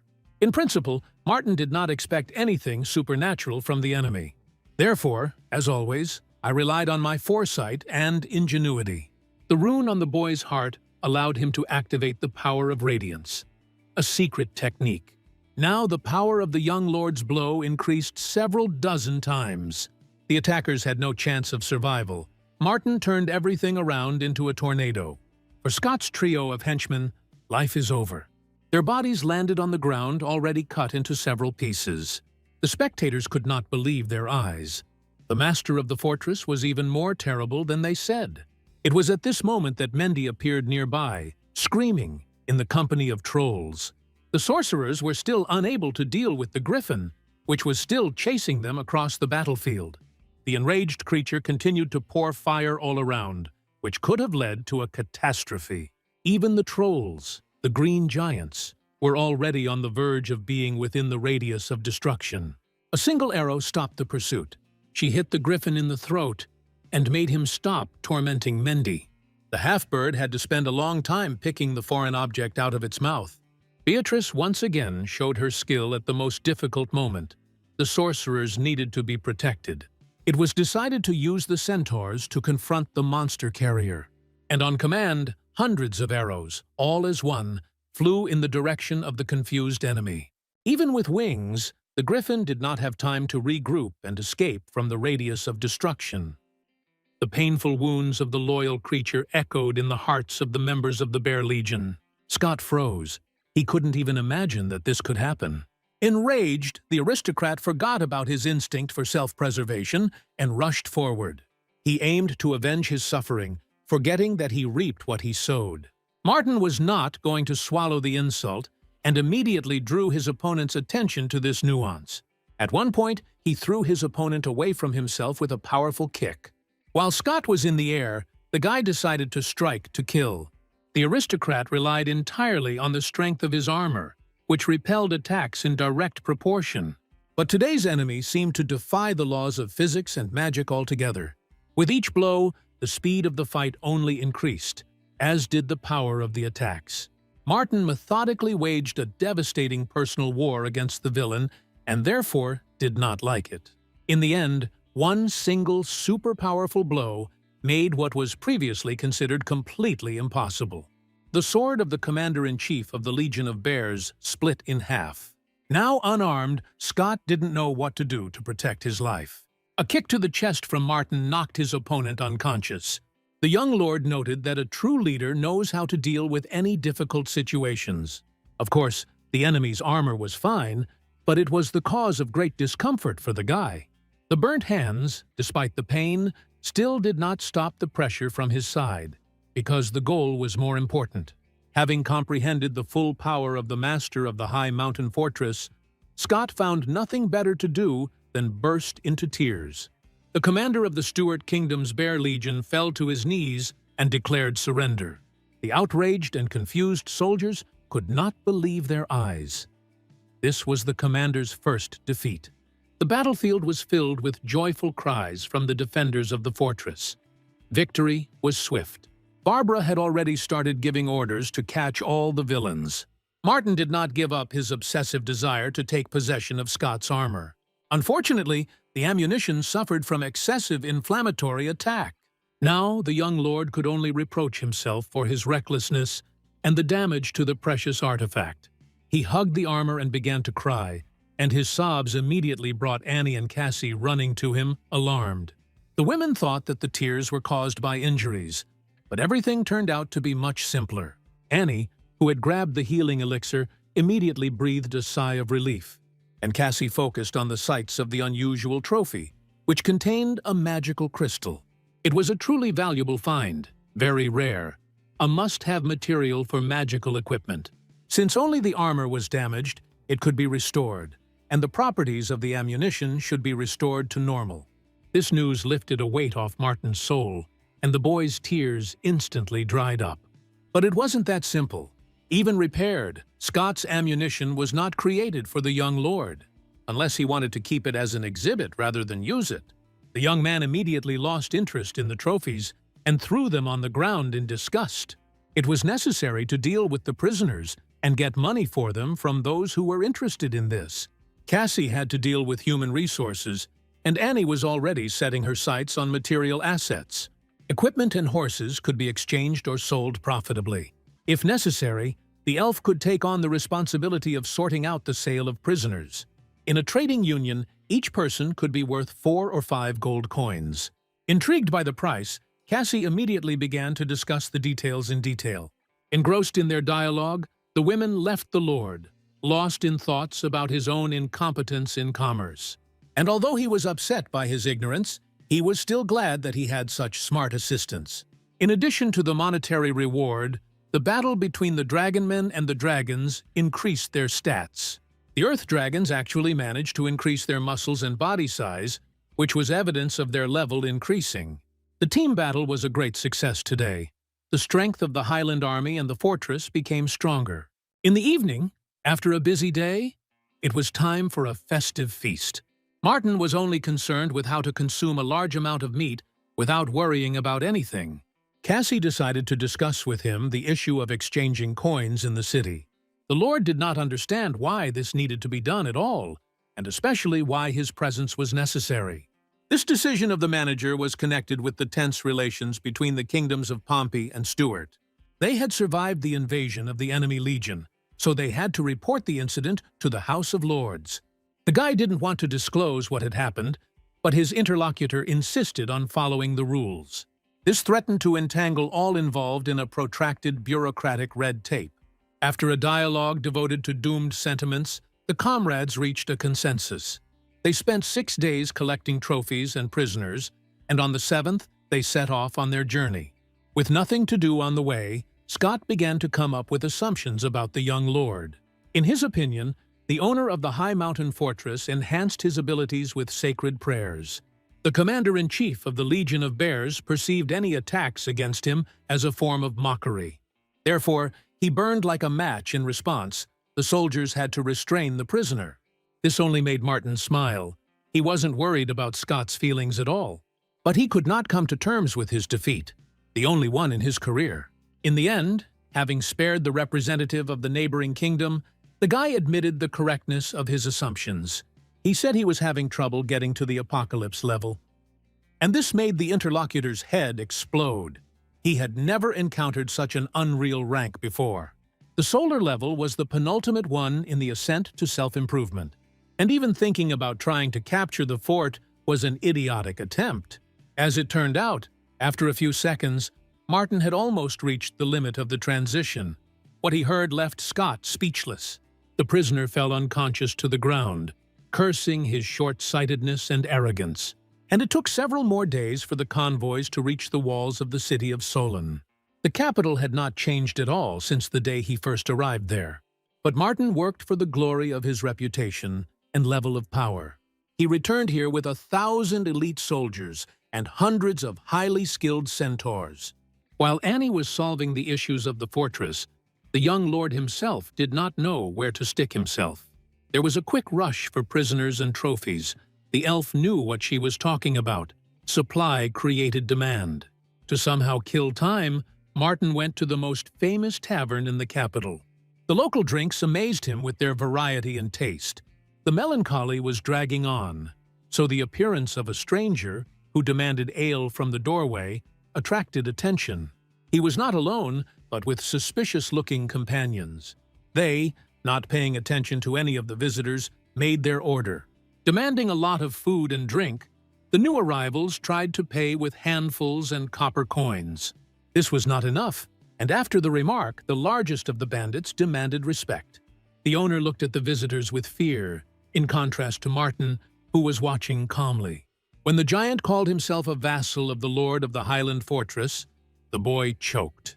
The scoundrels not only behaved brazenly, but also used his name and reputation as cover. The fame of his victories reached the capital, and all sorts of rogues took advantage of it. The clients continued to talk about their involvement in the battle with the representatives of the Stuart Kingdom. Martin took this as a good job by Annie, because thanks to her, rumors spread throughout the city at the speed of light. The leader of the trio called himself a lord, and the guy decided to teach the fake a lesson. The swindler, without even blinking an eye or suspecting a trap, pulled out his sword. He began to talk about his victories. The villain even remembered the dragon as one of his victims. The blade was truly impressive in size, and the performance worked in favor of the villains with those present. Although an experienced warrior would immediately understand that, apart from its size, there was nothing special about this weapon. The giant's name was Barbara, and Beatrice turned out to be not a centaur, and, moreover, a man. The young lord clapped his hands theatrically at this, making the remark out loud, which immediately attracted the attention of the scammers, who were already preparing for a tense conflict. At first they tried to throw out a rumor that all these were rumors that distorted reality. Of course, this convinced everyone around him except the real Martin. On the one hand, the guy took it calmly. Such developments always happened. The young lord was not going to allow his honor to be dishonored, so he continued to insist on his opinion. This led to a new wave of controversy between ordinary visitors and the real Martin, after which the guy had to honestly admit who he really was. There was complete silence in the tavern. The swindlers were the most tense, awaiting punishment. The first to come to his senses was the scoundrel pretending to be Barbara. He mocked his interlocutor. The giant claimed that he would soon set out on a journey with a trade caravan. It was a mission to establish connections. The impostors knew more than the young lord realized. The guy did not engage in any more polemics, and Annie, having finished her business, joined him later. Martin decided not to go outside the city for now, but to visit the noble garden. The first person the young man saw there was an old acquaintance, a servant girl, who was surprised by his arrival. She reported that Oswald had gone to the high mountain fortress a few days ago. To be precise, the capital's governor has been absent for 4 days now, and when the boy least expected it, his uncle suddenly appeared from behind. It turned out that with the help of wind magic and the exhausted horses, he managed to make it before the young man left. The man could not miss the chance to meet his nephew, for it was he who caused the outbreak of the war between Pompey and the Stuart Kingdom. Martin had no idea that the situation would escalate so much. It was customary to discuss details in the corridor, so the uncle invited his nephew to go to a secluded place. Entering the office, Oswald was the first to break the silence. Having closed the curtains on the windows, the man turned to the young man. Taking a letter out of his pocket, he invited his interlocutor to read its contents. As he unrolled the scroll, the boy had no idea what exactly he would see there. But when he read about the declaration of war due to the attack on his fortress, he immediately became serious. The next reaction was rage. He could not understand why such a fool would cause a massive conflict. Although on the one hand the guy was flattered by such attention, on the other hand, he wanted to avoid serious consequences. The young lord hastened to explain that the attack of the Legion of Bears had ended badly only for the latter. But, in fact, the reason for the bloody clash was not hidden in this. The fortress became the pretext. The ruler had no choice. In fact, it was the Stuart Kingdom that declared war first. An intercepted report from the spies noted that Scott had been the victim of a sneak attack and had died. It was noted there that no hostile actions were taken against local residents. The scoundrels brazenly lied, making Martin the culprit of everything that happened. Besides, the young lord never hid the fact that he left Scott alive. All the gossips knew about it. Oswald said any information was not reliable until the Stuarts admitted the identity of the prisoner. But they won't do this because old enmity prevented the resolution of the conflict. The reason was the resources, namely the magic crystals. For 5 years, both kingdoms have been fighting for the mine. The impressive reserves clouded the minds of both sides, and neither was going to retreat. A bloody storm was inevitable, and therefore it was necessary to prepare. Oswald invited Martin to stay at his place for a few days to meet the wild, important man. The capital's governing authority was not in a position to immediately organize a conversation. For the ruler, Raymond himself could decide when it would be more convenient for him to schedule an audience. At a predetermined moment, both uncle and nephew found themselves in front of the same door. Oswald knocked politely before opening the hole. The young man had never seen the lord of the capital so polite and humble, just as I have never seen King Raymond with my own eyes to this day. First, His Majesty apologized for any inconvenience caused by the wait. He was interested to hear the young man's opinion about the events that had taken place. In this context, Martin was wanted to be put forward in the role of an inspiring leader for the rest. The guy didn't see himself in this context because heroes always died in the end. But the young man had another proposal on this matter. He nominated the cunning Oswald instead of his own, emphasizing his merits in every possible way. Of course, this did not please the uncle, who tried to tactfully change the course of thoughts in his favor. He appealed to the fact that in all the documents the attack on Martin was indicated as the primary cause. To at least ease the situation, Raymond suggested that everyone calm down and have a drink. The ruler's next proposal was to promote the boy to the rank of Eagle Knight, a rather rare position. Realizing that the trap was about to close, the hero still tried to convince those present of his worthlessness. In fact, he understood that the fortress as an outpost would not be able to withstand the enemy army on its own. Therefore, he demanded half of the division of the capital's palace in case the agreement was agreed upon. Raymond was in no hurry to announce his decision until he knew a few more details. By asking an unexpected question about lizard men and earth dragons, he drove the guy into a dead end. The ruler was interested in the mysterious disappearance of the beast army he was expecting in the area of the fortress. The conversation was taking a dangerous turn, and the young lord didn't know how to get out of it without consequences. So he just jumped out of his seat and announced that he didn't want to talk about it. And so that punishment would not overtake him for his insolence, he announced that he agreed with the king's conditions. From now on, he took on the duties of the Eagle Knight without any conditions. Raymond was no fool. He could clearly see the real motives of his interlocutor. Figuring out how the young man came to the crown's side was not such a fundamental decision. The king believed that time would put everything in its place. Martin would either die or live and receive respect. There was also a plan regarding the warriors in the fortress. They could be enrolled in the Dragonclaw squad. And although the army of the young lord was promised autonomy, the detachment was considered the bloodiest meat grinder. There were no options other than agreeing with everything proposed above. They simply did not exist. A bloody massacre was inevitable, as were casualties on both sides. The only thing that calmed Martin down a little was that Raymond's son was a member of Dragon's Claw. The prince's name was Stephen, and his presence in the unit's ranks was a guarantee of safety. The guy even began to make assumptions about the possible profit from this arrangement for himself. Since the main issues were agreed upon, Raymond politely asked his vassals to leave him alone. At first, the uncle and nephew, impressed, walked in silence. The young lord was the first to break the silence. He noticed that the king's health was not very good. But this did not at all hinder his deep desire for revenge and wisdom, which was difficult to ignore. Raymond's predecessors were not considered particularly strong, but they were able to develop intelligence and pass it on to their descendants. And he was able to achieve, by putting in great effort and energy, development in both directions. It was the first time Martin had seen Oswald praise someone for so long. The tirade was so long that the guy had to stop the flow of his interlocutor's statements. In order to find out the way of life in the Dragonclaw detachment, the young lord suggested visiting there.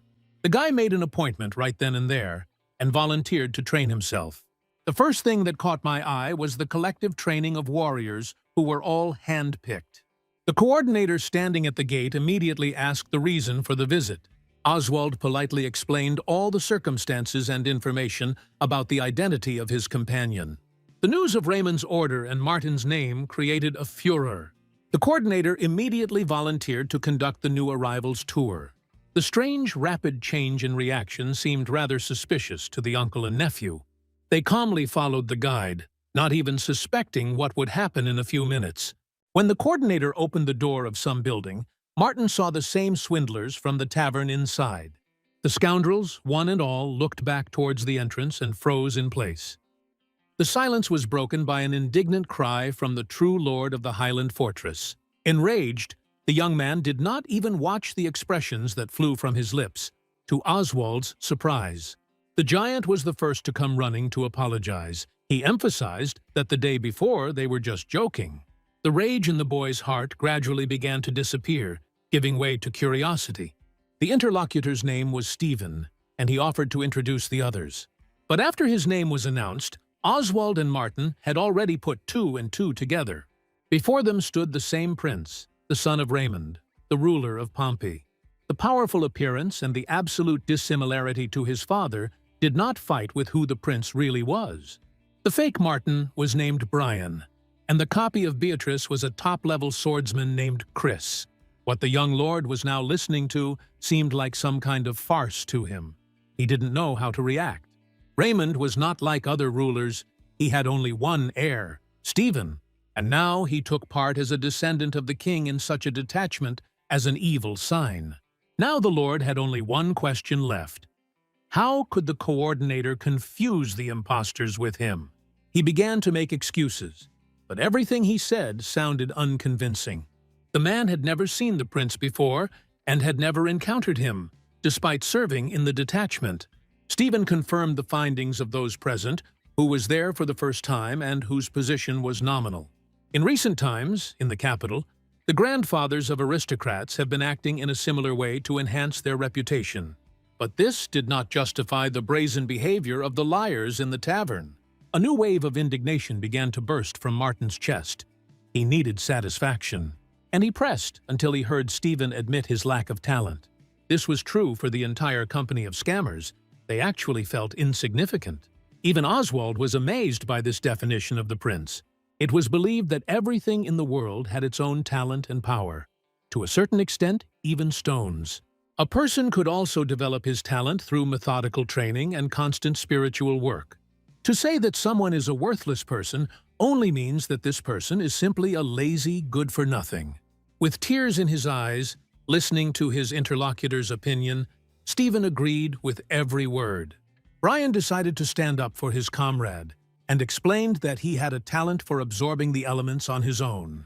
This was where the problem lay, because these elements had an effect on him, which became the reason for regular cleansing. It was completely impossible to expel the absorbed elements from the body, just as it was impossible to expel magic from the sorcerer. Moreover, the prince had a completely different talent from birth, which changed due to a sudden illness. Due to doubts about his own professional suitability, Stephen was sincerely but exaggeratedly attracted to Martin. The lord understood that his interlocutor could potentially become a good assistant and comrade. Therefore, he decided to get closer to him and invited the giant to visit his high mountain fortress. It's time to look the Dragon Claw squad leader in the eye. The coordinator, apologizing at every step, explained that the leader almost always spends time in the garrison. The desire to do what the soul needed was quite understandable to the guy, so he did not see anything strange in it. But the problem still existed, due to the limited time the youngest lord could spend in the capital. Without having checked the detachment's camp perfectly, the guy returned to the fortress a few days later. News arrived there with a great delay, but the messengers always tried to convey everything important. A month after the declaration of war, the Church of Light attempted to settle the conflict with the Pope's signature. Of course, this formally ended the feud between the opponents, but the problem was not finally resolved. Since no active fighting was expected in the near future, Martin decided to put Scott on trial. The Lord understood that the aristocrat had been treacherously sent to start a war and had fallen into the trap of thirst. That's why the Church of Light and the Order of the Ice Goddess clashed at Raymond's audience. Irreconcilable differences arose between the opponents, as a result of which the representative of the latter left the hall. This also created unrest both within and outside the country. The power and influence of the Order of the Ice Goddess was sometimes difficult to challenge. The invasion of foreigners may have turned out to be more than just an act of impudence and lust. This could have been a ruse to ensure that the Stuart kingdom would initiate the disintegration of neighboring Pompeii. Of course, this did not mean that a military invasion could be avoided in such a case. About 30 years ago, neighboring states were close to each other in development. But after Raymond's accession to the throne, Pompey was able to revive and overtake Stuart in development. The ruler of their kingdom turned out to be a man of whom one could only be proud. Unlike Ben Stuart, who turned into a fallen monarch who was only interested in pleasure, this opposition of the two figures created a great divergence in the worldview of the peoples. Although the militarized neighbor had constant experience in battles, he was deprived of a peaceful life. It was still possible to gain an advantage, but the need to be attentive to the third party also grew. The Kingdom of San Jose, although it had not declared war on anyone, could, in such a case, have gained its benefits. Martin's head was spinning from the speculation going on around him, and he was glad to see Scott appear in handcuffs. It's time to do justice and take a break from worrying about the future. The commander of the Roaring Bear Legion was much more reserved today than last time. Days spent alone made Scott realize that he was of no value to his owner, but he had no idea about Martin's amazing curiosity, which immediately needed to be satisfied.